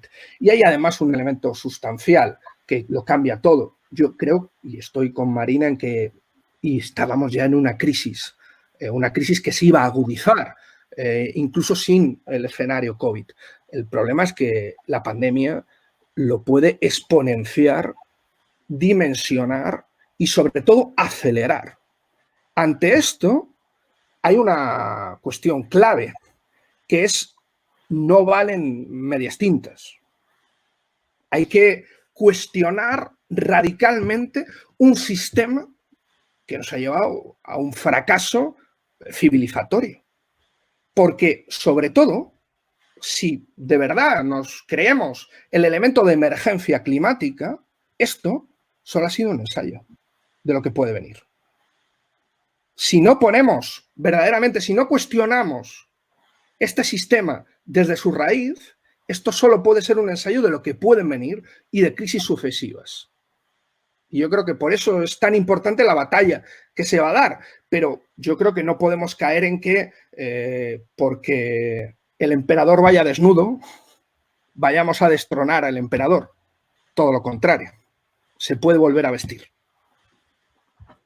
Suena interesante tu libro sobre los conservadores españoles y por supuesto te hago extensible la invitación que hice a Marina y a Matías para que cuando estés por Sevilla lo puedas presentar en la universidad o puedas hablar de él en la universidad, sobre todo porque además es un tema que no está ciertamente demasiado tocado de una manera seria y a mí es un tema que me apasiona, ¿no? Porque además está muy vinculado con los propios think tanks y con gente que, curioso, como tú sabrás perfectamente, gente que venía además del trotskismo y que pasan a ser neoconservadores de las más importantes, ¿no? El propio David Horowitz venía de esa perspectiva y pasa a ser un neocon total. Solamente una pregunta muy corta. En la mayoría de los casos son sobre todo maoístas. O sea, Francia, Italia, España, el elemento 78ista vinculado al maoísmo es el que gira fundamentalmente a esa deriva neoconservador, el Centro de Estudios Grec en Francia. Y yo creo que tiene un elemento clave, sobre todo por la capacidad que tuvo en ese momento de influir a toda una generación. Una pregunta muy corta, una respuesta muy corta. ¿Qué te parece la iniciativa de Varoufakis? ¿La de cuál de ellas? Porque Varoufakis la última, la del Partido Progresista, a la que se ha sumado Esquerra Republicana de Cataluña, etcétera, y otros grupos. Una iniciativa que ha tenido hace unos días. La de la Internacional Progresista. Lo que pasa es que Varoufakis se suele mover mucho en iniciativas que suelen tener un común denominador, que al final agrupa personalidades pero nada debajo. Y yo creo que esto es un problema. O sea, yo creo que estamos en un momento en donde yo me crié políticamente en cierta medida en toda la lógica del movimiento antiglobalización, la campaña de los 50 años bastan del FMI, estamos hablando del 95, ¿no? Y de lo que las diferentes movilizaciones que fueron sucediéndose y que luego dieron pues, espacios de coordinación internacional como el Foro Social Mundial, el Foro Social Europeo, que nos podían gustar más o menos, pero tenían realidades orgánicas detrás, tenían organizaciones y militantes detrás. Ahora estamos en una lógica muy vacía de suma de manifiestos. Yo creo que son importantes y es interesante que Noam Chomsky, Naomi Klein, Varoufakis nos planteen una internacional progresista. El problema es que ninguno de ellos tiene organizaciones detrás que vayan a darle realidad política a ese manifiesto. Y ese es el problema. Alguna gente decimos que hay demasiado general y muy poco indio, ¿no? Detrás en todas estas cuestiones. Necesitamos un movimiento más de base, necesitamos reconstruir ciertos elementos por abajo. No sé, hemos citado mucho Estados Unidos y a mí yo creo que hay una tradición también socializante dentro de los movimientos populares norteamericanos. Yo creo que, por ejemplo, los clubs del reparto de la riqueza que nacen justo antes del New Deal, que llegaron a agrupar a 8 millones de estadounidenses, en donde planteaban el reparto de la riqueza del conjunto de los multimillonarios del país para poder dar salida a la crisis social y económica que se estaba viviendo. Yo creo que es un modelo que nos puede llevar a repensar ciertas cuestiones también aquí. Cómo vamos federando, agrupando iniciativas de autoorganización popular en un horizonte de transformación del sistema, no solo del neoliberalismo, sino también del sistema capitalista. Creo que ahora mismo lo que ha propuesto Varoufakis no va en ese sentido. Yo creo que es una propuesta muy loable, una propuesta interesante de ciertos notables, de ciertas reformas que ahondan en el discurso de humanizar cierto capitalismo, ¿no? Y yo creo que eso se ha visto, y yo creo que la experiencia del 2008 nos debería demostrar que eso ha tenido las patas muy cortas. Y más que humanizar el capitalismo, lo que hemos visto es ver su verdadero rostro, ¿no? Y el rostro más salvaje. Un rostro que, por cierto, ya se había visto en América Latina y en otros pueblos del sur mucho antes, y que la diferencia es que lo vivimos en nuestras propias carnes justamente en Europa. Y no podríamos entender la aceleración de las fuerzas de extrema derecha sin también entender las políticas de shock neoliberal. Y con esto termino porque me parece importante. No podríamos entender el crecimiento de la extrema derecha en Europa sin décadas de políticas neoliberales. ¿Por qué? Porque las políticas neoliberales no solo han destruido derechos, no solo han atacado el estado de bienestar, no solo han atacado a la clase obrera, sino también han construido un imaginario. Han construido un imaginario entre la mayoría de la población de escasez, de no hay para todos. Y ante eso, la izquierda no ha respondido. Y la extrema derecha ha dado una respuesta sencilla, ha dado una respuesta identitaria, como decía Matías, ha dado una respuesta de exclusión. Si no hay para todos, excluyamos a sectores sociales del reparto por los recursos escasos. ¿Y a quién se excluye? Evidentemente a los sectores más fragilizados, normalmente a los migrantes. Pero ¿quién es migrante? En Sevilla será un subsahariano, en Londres es un sevillano. Ese es al que se termina justamente excluyendo. Y no solo se termina excluyendo simplemente a estos sectores, sino que cada vez se va ampliando más. La gran diferencia, y yo creo que una de las virtualidades que tuvo el momento destituyente del 15M fue que planteó una respuesta ante este sentimiento de escasez.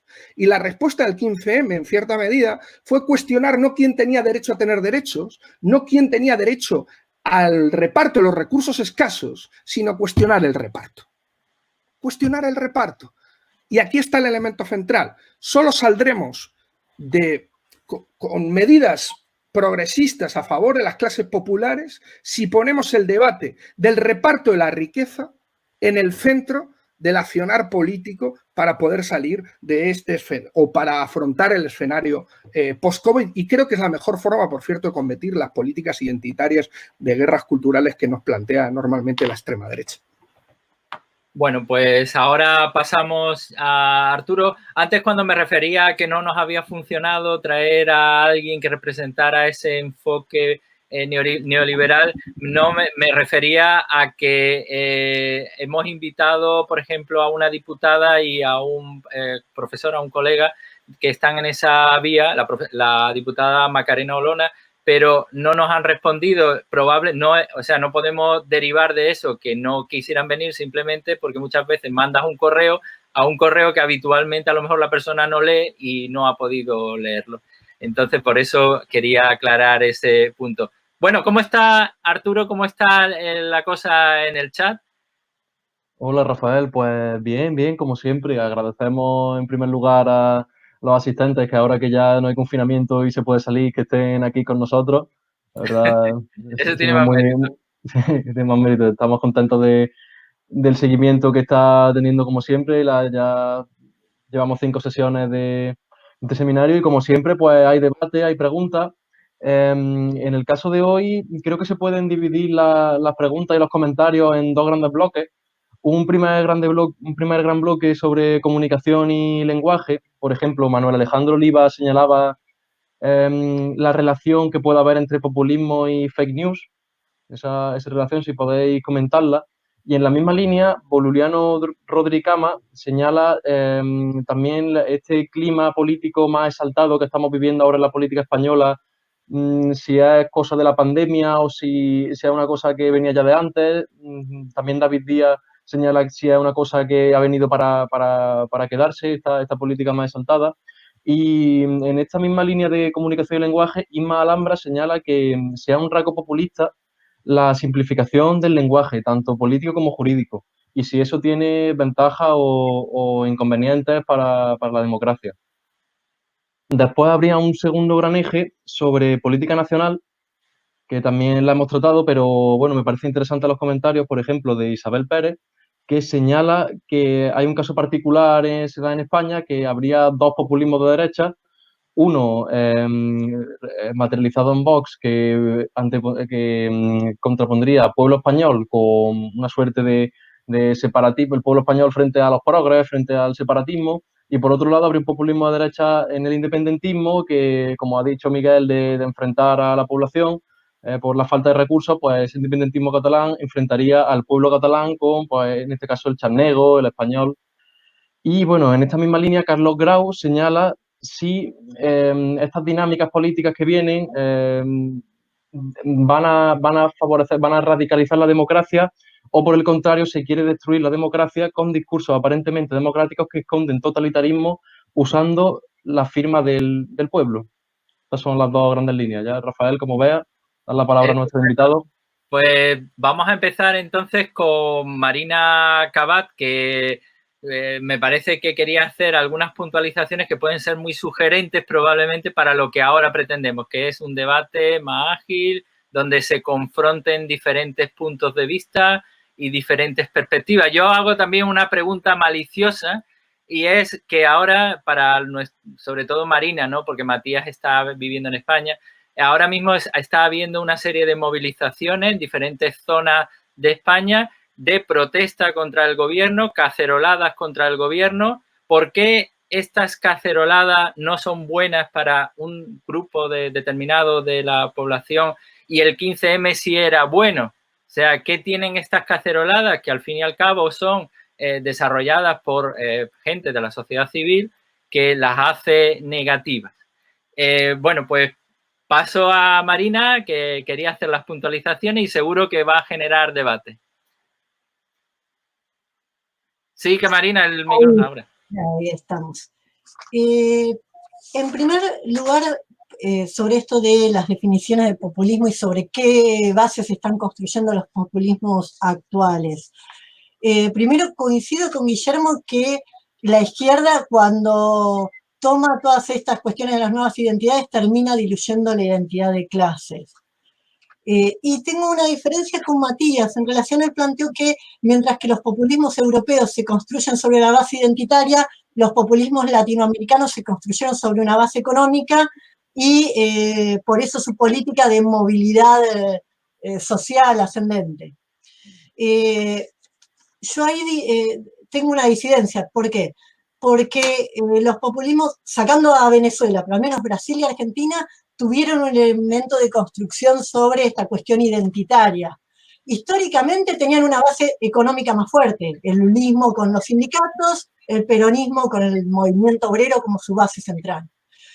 con el crecimiento del desempleo en distintos sectores, lo que crece es la población sobrante, que es sobrante para el capital, no para la sociedad.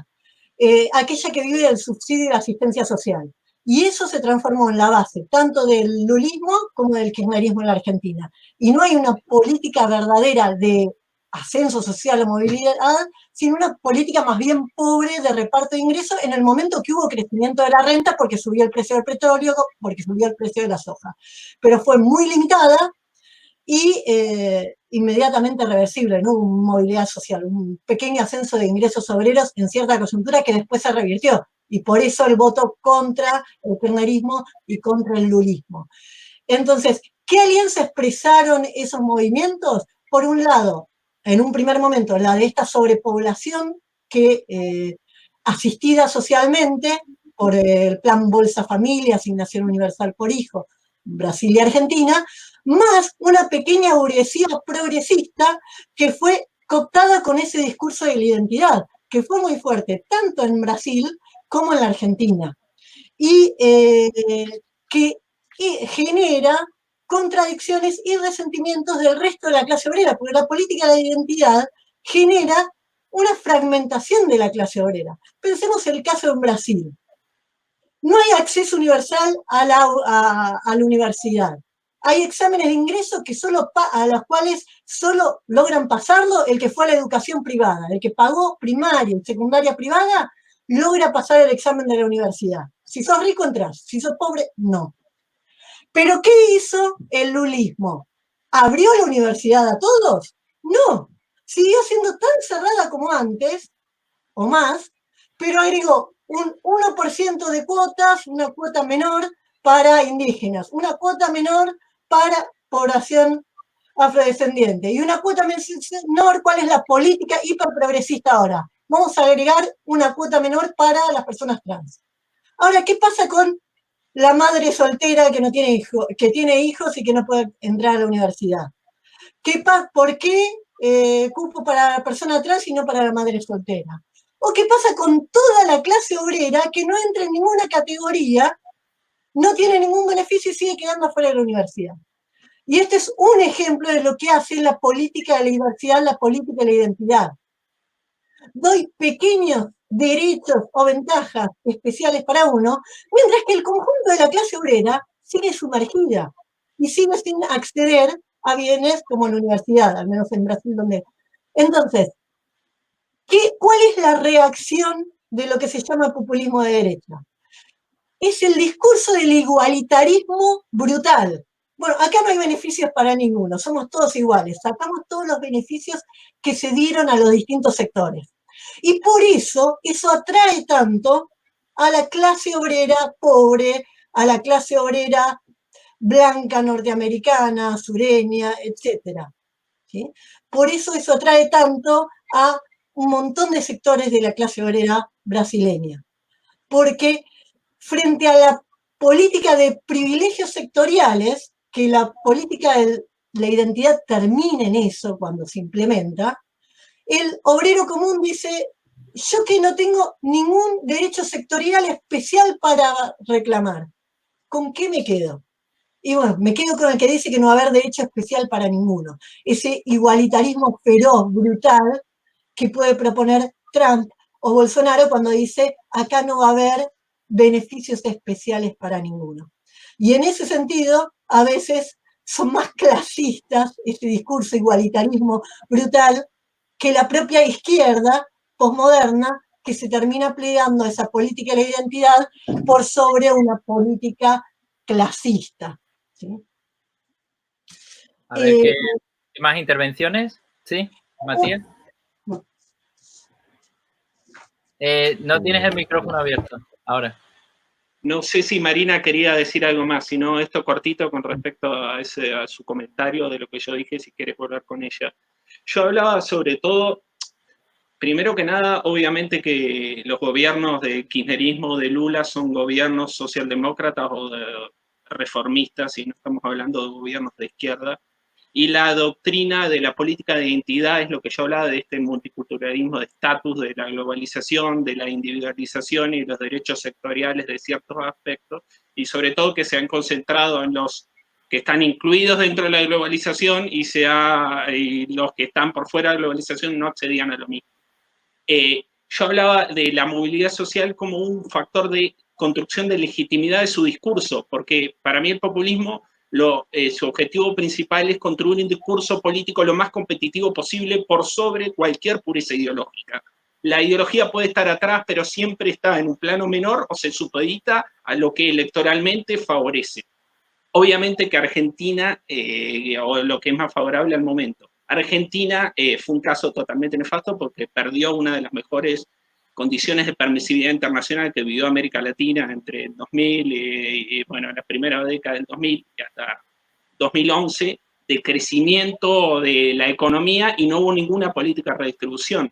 En cambio, en Brasil hubo la política de redistribución de la movilidad de la clase pobre o pasar a una clase media baja y un discurso sobre el cual el propio Lula construyó su aspiración de Brasil potencia o potencia emergente, hasta el plan hambre cero y el plan que hablaba muy bien Marina de asistencia a los sectores más postergados. Pero obviamente que esas políticas eran solo conjunturales y solo podían ser realizadas de acuerdo al contexto internacional, seguía siendo favorable. Una vez que volvieron la contracción en las materias primas y sobre todo la dependencia de China, América Latina volvió a caer, esas políticas se fueron desarticuladas, y discrepo un poco con el tema de la concepción del igualitarismo total. Yo creo que lo que Trump sobre todo propone, sobre todo los iliberales, los populismos de derecha iliberales, como puede ser Trump, Salvini, o la propia Marine Le Pen, a diferencia de los populismos de derecha más conservadores o nativistas, como puede ser Vox, es una construcción discursiva que dice, yo te voy a privilegiar a vos por sobre el otro. A pesar de que después termino haciendo una misma política que termina concentrando aún más la desigualdad y la concentración del capital, como pasó con Estados Unidos, con Donald Trump, que en el año 2018 llegó a su récord máximo de desigualdad después de 50 años.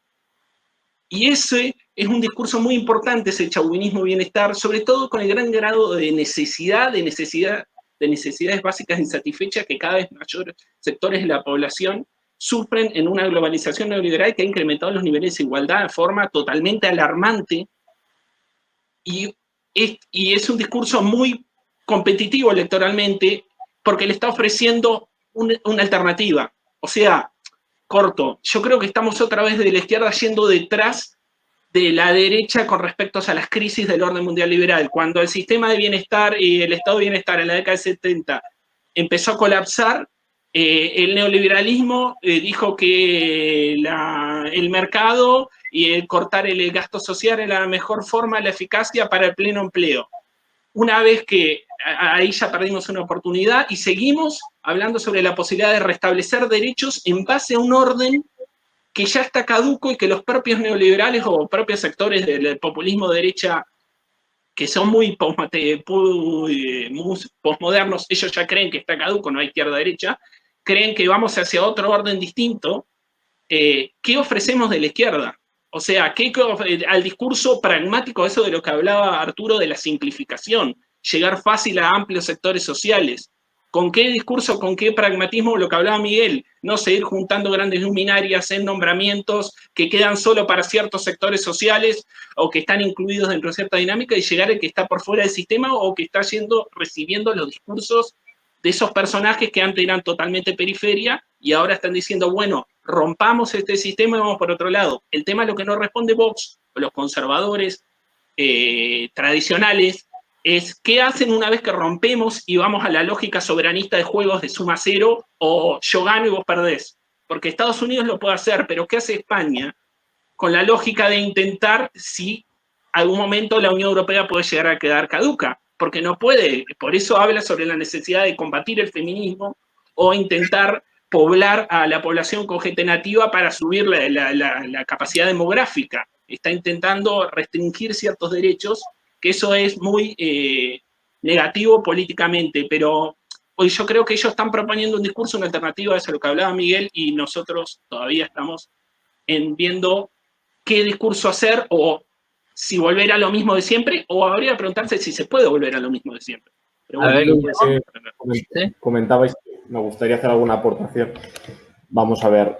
Bueno, son cosas muy interesantes todas las que habéis dicho, son muchas, ¿no? Y seguro que no tenemos mucho tiempo. Efectivamente, yo creo que ha habido una deriva identitaria peligrosa también, no solo por parte de la derecha, sino la izquierda, que seguramente no ha sabido responder y ha entrado en ese juego de las guerras culturales. Y no digo que no haya demandas insatisfechas que no tengan que ver con la estructura socioeconómica o con la lucha de clases, pero en la agregación de demandas insatisfechas muchas veces parece que ese conflicto capital-trabajo puede quedar diluido u orillado.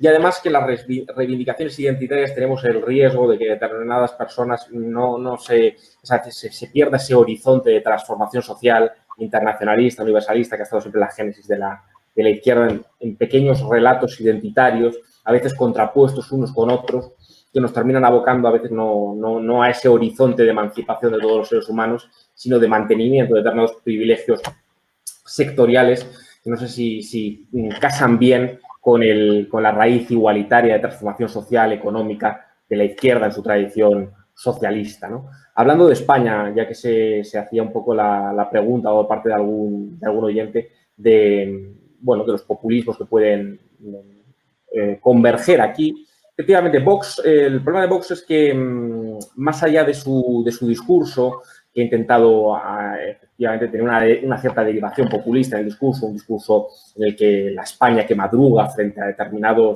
anti-España, sí se ha intentado utilizar esa retórica, pero una diferencia esencial, central, capital respecto a otras opciones populistas de derechas en Europa es su concepción puramente ortodoxa de la economía. No podemos olvidar que Vox ha ido a las elecciones no con un discurso susceptible de penetrar electoralmente con visos de éxito en núcleos de voto de la izquierda, en núcleos de voto de la clase trabajadora, ha ido con un discurso socioeconómico diseñado por personas como Espinosa de los Monteros o Rubén Manso, claramente antitético a lo que la gran mayoría de los españoles sienten como real, como necesario, como oportuno. Un discurso destinado a desmantelar el Estado social, a sustituir el sistema de reparto de pensiones por un sistema de sin capitalización o capitalización.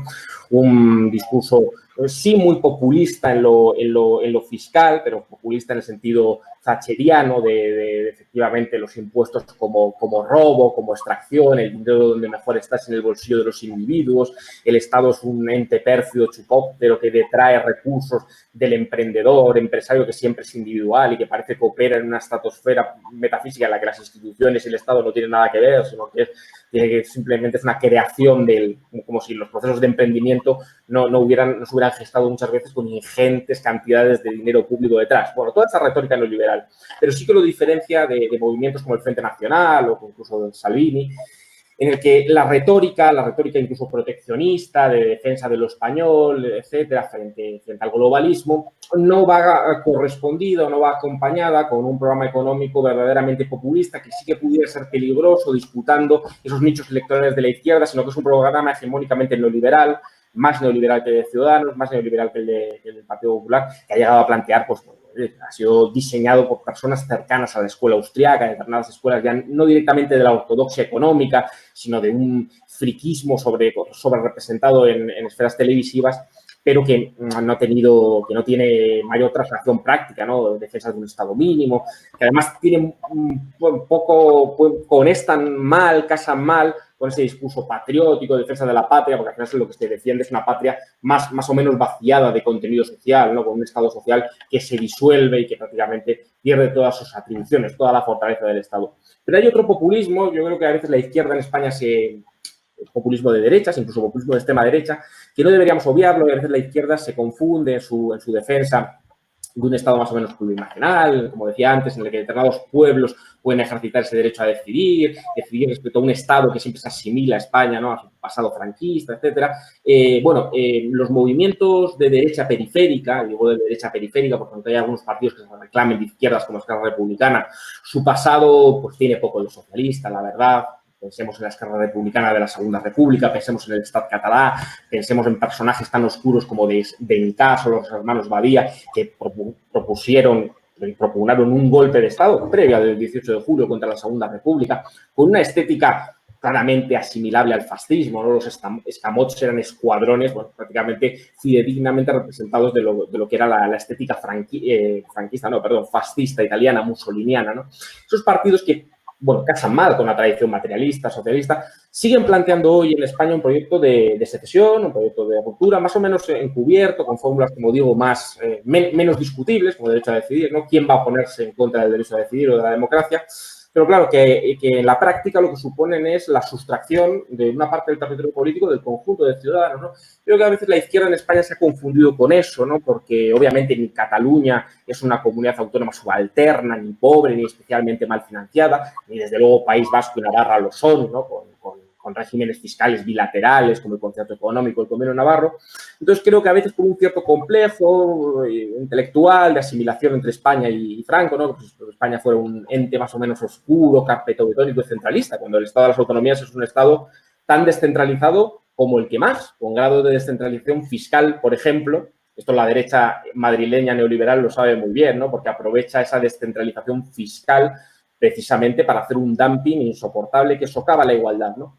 Entonces, creo que tendríamos que tener también la valentía de denunciar ese otro populismo que, como digo, practica muchas veces desde posiciones supremacistas una cierta insolidaridad fiscal que, desde luego, tiene poco que ver con la tradición igualitaria de clase, además que disuelve el conflicto de clase, ¿no? Porque decir que Cataluña o que País Vasco son unidades de destino o lugares de uniformidad identitaria en el que todos los ciudadanos que allí residen piensan como un solo hombre, ¿no? Esto es una trampa muy burda, ¿no? En Cataluña, como en cualquier región de España, hay conflicto de clases, es decir, entre los barrios ricos de Barcelona y el cinturón rojo de Barcelona, pues seguramente la uniformidad identitaria, la unidad cultural. Entonces, esa decisión, o sea, pienso, por ejemplo, y yo sé que en esto contrapongo con la posición de Izquierda Unida, de anticapitalistas, incluso de Podemos, pienso en la manifestación en la que participó, si me corregirá Miguel si me confundo, anticapitalistas en Madrid por el derecho a decidir de Cataluña. Claro, ese tipo de cosas a mí me parecen problemáticas desde una óptica estrictamente de izquierdas, incluso si se quiere marxista, ¿no? Porque, claro, la ruptura del Estado burgués, si se quiere, no se plantea para una superación del Estado burgués, para una sociedad sin clases, se plantea como el proceso de dinamitar el Estado para sustituirlo ¿por qué? ¿No? Por unidades mínimas en una Europa hegemonizada por Alemania, por el norte de Europa. ¿De a dónde nos llevaría esa fragmentación territorial de los estados, ¿no? ¿Qué beneficios reportaría para la clase trabajadora, para las clases populares, para las clases subalternas, que se rompieran los escasos mecanismos de redistribución, por ejemplo, con la clase trabajadora en Extremadura? ¿Hay o no hay una erosión territorial en España entre Andalucía, Extremadura y determinadas regiones mal financiadas respecto a otras, como decía País Vasco, Navarra o Madrid, que practica de la mano de gobiernos del Partido Popular políticas de dumping fiscal profundamente insolidarias?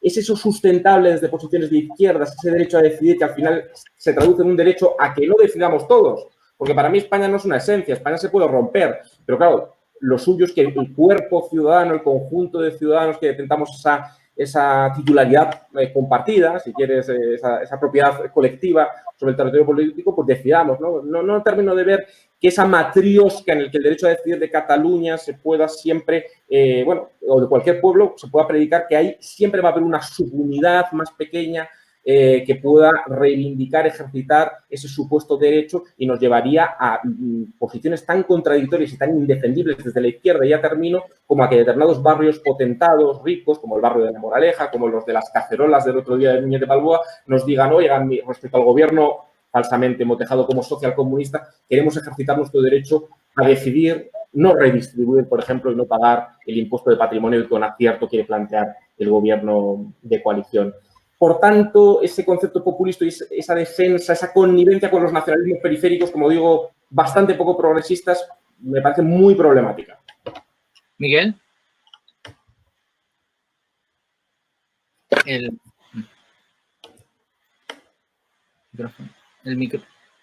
micrófono, ahora. Sí, creo que son muchas cosas. La verdad, tenía que tener el micrófono apagado sí o sí, porque mi familia ya ha vuelto del paseo que termina a las 7 de la tarde y es como Cenicienta, ¿no? Que se te acaba el tiempo, ¿sabes? Para un debate tranquilo y pausado como el que podamos tener aquí. Yo creo que hay muchísimas cuestiones que se han planteado, algunas que vienen a cuento y otras que yo creo que están metidas un poco con calzador. La última parte de Guillermo, ¿no?, en la que podemos tener más diferencias, yo creo que está muy metida a calzador, digo, en el debate que tenemos o que estábamos teniendo ahora mismo, pero responderé a algunas cuestiones ya que ha habido una interpelación directa, ¿no? Yo creo que es interesante ver primero el tema de las cacerolas, ¿no?, que planteaba Rafa, ¿no? Yo creo que es una cuestión importante. Tiene más legitimidad el 15M, tiene más importancia. Bueno, yo creo que es que son movimientos profundamente antagónicos. No es que tenga uno más o menos legitimidad. Las cacerolas, yo creo que se puede llamar la revuelta de los privilegiados. De hecho, tiene mucho que ver y por eso creo que es importante, por una de las preguntas que planteaba Arturo, que estaban sacando la gente que nos está escuchando ahora mismo, tiene mucho que ver con el movimiento del Tea Party y con el movimiento neoconservador que se construyó también en oposición al primer gobierno, al segundo menos, para el primer gobierno de Zapatero. La derecha española siempre ha tenido una idea de España de que les pertenece. Les pertenece España, les pertenece el Estado y les pertenece el gobierno. De hecho, cuando perdieron las elecciones del 2004 lo vieron como un robo. Que gobierne alguien diferente a los que ellos creen los legítimos representantes de España les parece un robo y una especie de complot. Pero más allá de esa cuestión identitaria, que yo creo que tiene un perfil fuerte, hay una cuestión para mí fundamental, que es una cuestión de clase. ¿Y a quién representa estas revueltas de privilegiados de las cacerolas en los barrios más ricos de Madrid? Yo creo que incluso a veces han construido hasta una parodia de sí mismo. No sé si visteis ese señor que se manifestaba con un megáfono en la boca diciendo que estábamos ante un gobierno socialcomunista cuando le llevaba su chofer en el coche, ¿no? Yo creo que era un magnífico ejemplo casi paródico de la derecha española y de la revuelta de los privilegiados que supone justamente esta propuesta, una revuelta de los privilegiados que lo estábamos viendo antes. De hecho, diferentes bancos mandaron cartas a sus mejores clientes para que se llevaran su dinero a Luxemburgo cuando llegó el nuevo gobierno, porque podía subir las cuestiones impositivas. De hecho, estamos viendo cómo hay una aristocracia global que tiene su dinero en guaridas fiscales, en cloacas fiscales, a costa de todos nosotros. Y cómo justamente es esta extrema derecha la que gobierna para esa minoría peligrosa, para esa nueva aristocracia global. Y hemos visto cómo Trump habla de proteccionismo, pero al final lo que hace es justamente una amnistía fiscal para que Apple recupere más de 250.000 millones que tenía en paraísos fiscales. Y entonces Guillermo nos hablaba, y yo creo que es interesante, y yo concuerdo con él, sobre el programa de Vox, ¿no? Y decía, Vox tiene un programa diferente al resto de la extrema derecha. No, en eso yo creo que en eso estoy en desacuerdo contigo. La mayoría de la extrema derecha tiene un programa profundamente neoliberal. La excepción, si acaso, es Le Pen, que yo creo que está muy vinculado justamente a al contexto francés, ¿no? Donde la lógica de la defensa de un cierto chauvinismo del bienestar que decía Habermas sí que tiene espacio, ¿no? Pero si vemos el programa de Orbán en Hungría, si analizamos el programa de Ley y Justicia justamente en Polonia, si vemos el programa de Bolsonaro, si vemos el programa de Trump, no tiene diferencia. Incluso Salvini, una de sus medidas estrella era justamente la tasa única fiscal. O lo llamaba, la prensa lo llamaba justamente la tarifa plana fiscal, ¿no? Donde al final cumplía el sueño húmedo de la patronal italiana, que es un mismo ratio fiscal para el conjunto de de la población, lo cual eso es una verdadera locura y acaba con cualquier tipo de elemento de reciprocidad ya muy combatido y muy atacado en el conjunto de Europa y evidentemente también en Italia. Con lo cual, la gran diferencia es que el programa Vox, económicamente hablando, es muy poco solvente y sobre todo no hablan de él. O sea, la gran diferencia es que no hablan de su programa económico. Y yo creo que ahí sí que estoy de acuerdo con Guillermo, no hablan de ese programa económico porque saben que tiene menos audiencia, pero tampoco lo esconden, ¿eh? O sea, yo creo que es una cuestión importante. Y ahí hay un elemento central, en donde Vox yo creo que sí que está intentando girar, intentar compaginar esas políticas neoliberales en su programa, pero está teniendo cierta retórica, entre comillas, soberanista o proteccionista, en algunos términos. Incluso recogen la experiencia no tanto de Falange, sino de las Homs y de Ramiro de Ledesma. Y ahí yo creo que hay una persona clave, ya que hemos citado varias personas dentro de Vox, que es Buxadé, que es el portavoz de Vox en el Parlamento Europeo, que venía de Falange y de Falange auténtica, el que mete cierto elemento más soberanista y popular en algunas propuestas que hacen, ¿no? Y de hecho ves como Vox en el Parlamento Europeo, cuando hay un acuerdo de libre comercio, Hermann Tertsch vota a favor sin dudarlo, la otra persona se abstiene y Buxadé vota en contra. Y tienen 3 representantes, ¿no? O sea que yo creo que es interesante ver y cómo conviven también diferentes familias y hay una cierta lógica de giro soberanista. Alguna persona nos decía, esta crispación social que estamos viendo a la derecha es producto del COVID, va a quedarse. Yo creo que hubiéramos visto esta crispación sin el COVID. Pero disculpa una cosa, Miguel, y perdona que te interrumpa muy telegráficamente. ¿Tú no crees que esa revuelta de las élites, que esa conjunción entre políticas eminentemente reaccionarias y también de insolidaridad absoluta y neoliberales también, no se han producido en una cierta derecha periférica? Es decir, ¿no ves ese componente también de reacción identitaria, de reacción soberanista, de nacionalismo étnico, del peor nacionalismo, en conjunción, pienso, con las políticas de recortes sociales brutales que se produjeron en Cataluña? ¿Tú no crees que esos no son movimientos precisamente de grupos subalternos, ¿no? Es decir, también hay una asimilación entre determinados barrios muy elitistas de Barcelona, donde precisamente el proceso secesionista de la ruptura estaba mucho más apoyado, y luego un cinturón rojo que tradicionalmente votante del Partido Socialista de Cataluña, incluso que pasó a votar a la derecha en algún punto, votar a Ciudadanos, que se oponía a ese proceso de secesión. ¿Tú no crees que hay también una reacción de esas élites en un proyecto eminentemente reaccionario y también neoliberal, no solo en la derecha centrípeta, sino también en la derecha centrífuga, en la derecha periférica española, nacionalista? Creo que el gran problema, Guillermo, es que el orden neoliberal ha colonizado el conjunto de las políticas de los partidos mayoritarios. ¿Cuál era la derecha mayoritaria en Cataluña? No era el Partido Popular, era justamente Convergencia y Unió. Y Convergencia y Unió hacía la política que hacía el Partido Popular en Madrid.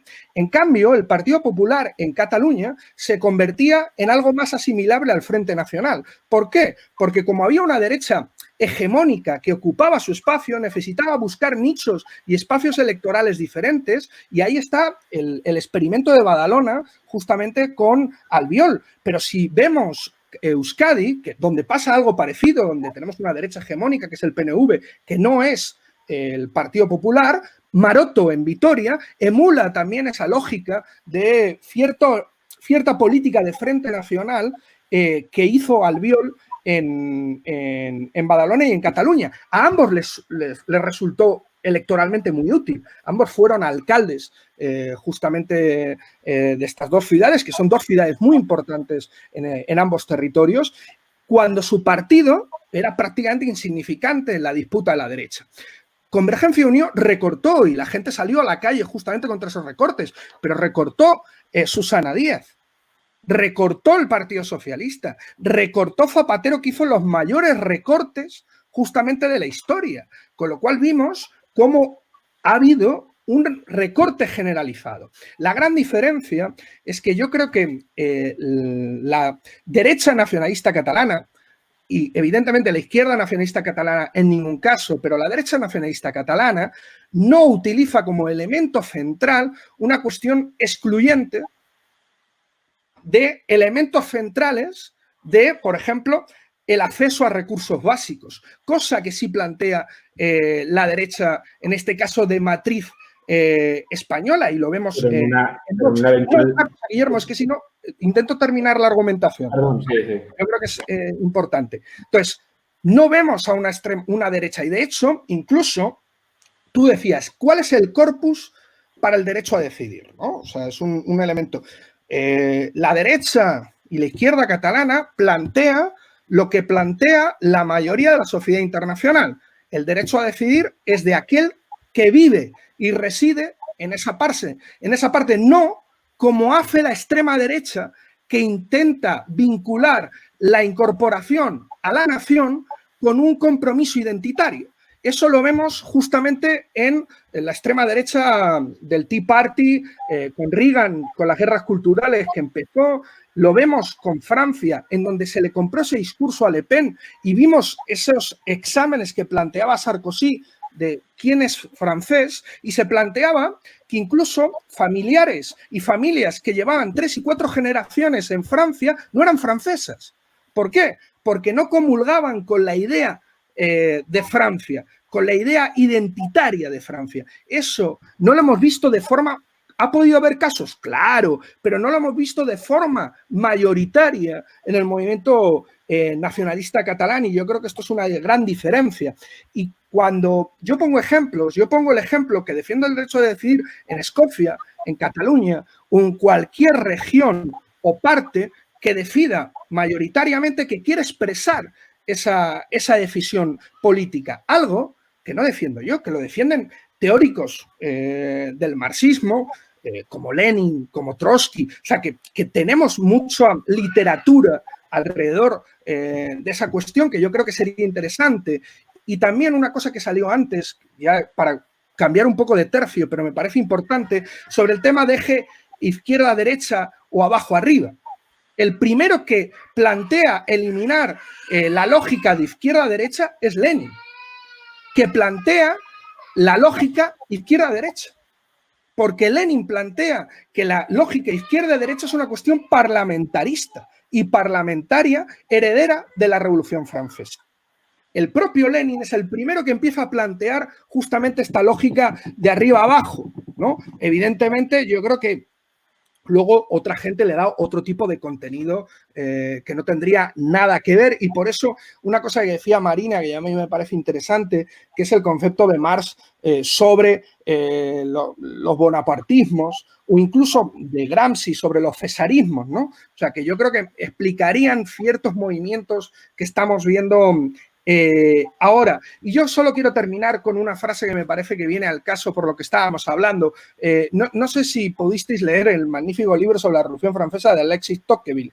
Él decía que la Revolución Francesa no empezó con los estados generales, sino que la Revolución Francesa empezó unos años antes, cuando las clases privilegiadas, la aristocracia, se negó a pagar impuestos, porque empezó con una revuelta a los privilegiados.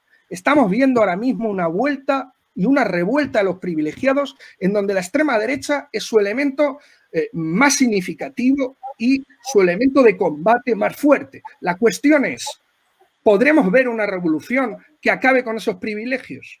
Yo creo que eso sería la gran cuestión que tendríamos que plantear. Telegráficamente, porque se me ha quedado en el tintero una cuestión. Yo creo que no estaba metido en calzador, porque cuando vemos la diada con la extrema derecha flamenca paseando entre antorchas, yo ahí no puedo dejar de ver un populismo de extrema derecha y una connivencia con ese proceso de ruptura. Me decías, no hay un elemento identitario en el nacionalismo catalán, telegráficamente. Hombre, creo que toda la... Identitario excluyente, Guillermo. Identitario excluyente, claro, identitario excluyente. Hombre, todo el mundo... Yo leo las tesis de Heribert Barrera, que no era una persona que pasaba por allí, sino que es un líder central, casi un líder central de Esquerra Republicana de Cataluña. Y bueno, no es que sea periférico en el discurso, sino que es central, que es hegemónico, es un identitarismo muy excluyente. Y hombre, no concibo nada más excluyente que en ese proceso de ruptura, por decirle a un trabajador perteneciente a la clase obrera española en Extremadura, o a un campesino que cobre una subvención del PER en Andalucía, que por nuestro derecho a decidir, por sentirnos diferentes, se van a romper los lazos de redistribución o, por ejemplo, que en un momento determinado el acceso a los hospitales públicos o a la caja única de la seguridad social se rompe, porque se rompería en ese proceso de secesión, y ese proceso de redistribución, que es para lo que sirve el Estado, no para sostener banderas, sino para redistribuir entre todos y a quien lo necesita, esas transferencias se romperían. Pues, hombre, creo que no hay nada más excluyente que ese proceso de ruptura, con lo cual yo creo que es un proceso de ruptura que pivota en torno a un elemento claramente identitario, claramente excluyente y además con elementos a veces muy racistas. Sí se ha hecho en Cataluña y en el País Vasco el filtro en el fiel de la balanza de quién era buen catalán o quién era mal catalán, y a mí eso me preocupa muchísimo. Bueno, pues estamos ya en la prórroga y he escuchado además, me parece que tiene que ser tu hijo o tu hija reclamando tu presencia, Miguel. Sí, se ha comprado una pistola de estas de agua y está deseoso de enseñármelo, ¿sabes? Yo estoy intentando quitarle cualquier tipo de armas, aunque sea de agua, ¿no? Ya hemos visto la extrema derecha de Trump cómo la utiliza, pero vamos. Bueno, pues nos queda ya prácticamente cero, estamos ya al final. No podemos simplemente pasarla, Arturo, si puedes comentarnos algo de las redes sociales y ya despedimos. Y esperamos contar con Marina o Matías en otro momento, que se han quedado con ganas de hablar. ¿Cómo está la cosa en el chat de la sesión? Pues está calentita, está calentita. Se ha puesto el debate, sí. Se ha puesto el debate más fuerte en estos últimos minutos, y la verdad que ha habido muchos comentarios, sobre todo con esta última cuestión del nacionalismo periférico. O sea, ha derivado un poco la cuestión, pero creo que las opiniones de nuestros oyentes son muy interesantes. En general comentan esto, las posiciones que habéis hablado vosotros. Habla de que Vox recoge el descontento hacia la política tradicional, acomodada en sus escaños y sobreviviendo gracias al pasteleo político. Ya pasó con Podemos en sus orígenes, hace una ecualización ahí con las dos fuerzas políticas. Después hay también mucho comentario sobre la cuestión identitaria catalana. Se dice que, por ejemplo, el presidente Torra, que es el propio presidente de la Generalidad de Cataluña, tiene escritos diciendo bestias taradas. Entonces ahí sí que habría un elemento identitario excluyente en el propio presidente de Cataluña, por lo que no sería una posición minoritaria. Y bueno, después otras posiciones dicen que todo nacionalismo tiene un fuerte componente populista, ya que apela a los sentimientos más que a la razón, y eso es uno de los elementos fundamentales. Y bueno, creo que con esto podemos cerrar. Quería telegráficamente expresar mi posición sobre este debate. Yo en este punto estoy con Guillermo, en el sentido de es un reclamo de naturaleza nacionalista acotada, y representa intereses parciales de la clase. Los socialismos queremos representar los intereses más generales de la clase, y el movimiento separatista representa intereses parciales, especialmente de la burguesía catalana, y en forma secundaria de una fracción de la clase obrera española, la clase obrera catalana. Yo creo que los socialistas tenemos que procurar defender los intereses del conjunto de la clase obrera, auspiciar los movimientos que van hacia su expresión más amplia y no más acotada, y mucho menos aquellos donde la clase obrera entra en el seguidismo de la burguesía. Y en este sentido hay antecedentes. La posición de Lenin tiene más que ver no en el contexto capitalista, sino en qué es lo más conveniente para construir el socialismo. Es una cuestión táctica, no estratégica. Y desde el punto de vista teórico socialista están las posiciones de Rosa Luxemburgo en relación a cómo la clase obrera lo que debe defender es el internacionalismo frente a intereses nacionales, regionales, separatistas concretos. Eso solo. Bueno, pues muchas gracias. Cortito, la verdad cortito, es que... yo una cosita nomás con respecto a Miguel. ¿Cómo? Una cosita ¿sí? Cortita, con respecto de por qué van a quemar en si Vox no gira a un discurso antiliberal, eso es lo que le daría mayor grado de competitividad electoral, sobre todo en un escenario que estamos de crisis del orden mundial liberal. Por eso lo que hablaba Miguel sobre de que estamos viviendo una revolución de los privilegiados, pero en el plano discursivo, Donald Trump, por ejemplo, no es lo que plantea, y por eso permitió llegar a la presidencia de Estados Unidos a pesar de tener todo el establishment de republicano en contra, y llegar a obtener el voto de los perdedores de la globalización. Bueno. Estamos de la izquierda en un escenario de orden internacional que ha cambiado y donde hay dos ejes de poder y Europa va a quedar como el único ejemplo de paradigma transnacional. Se te corta. Todo con tal de intentar ganar y que el otro pierda. ¿Cómo insertamos en ese mundo? Creo que es el debate más que plantearnos de cosas puntuales, creo. Bueno, pues esto da para invitaros a los cuatro a otro debate y realmente ha sido como yo y como yo creo que como Arturo y los otros compañeros presagiábamos un debate muy interesante con mucho contenido teórico y bueno, pues por supuesto agradeceros a los cuatro el haber estado dando lo más valioso que tenéis, que es vuestro tiempo y haberlo compartido con el resto de los que nos han seguido esta tarde. Muchísimas gracias y bueno, pues emplazamos para la siguiente sesión. Muchas gracias. De acuerdo.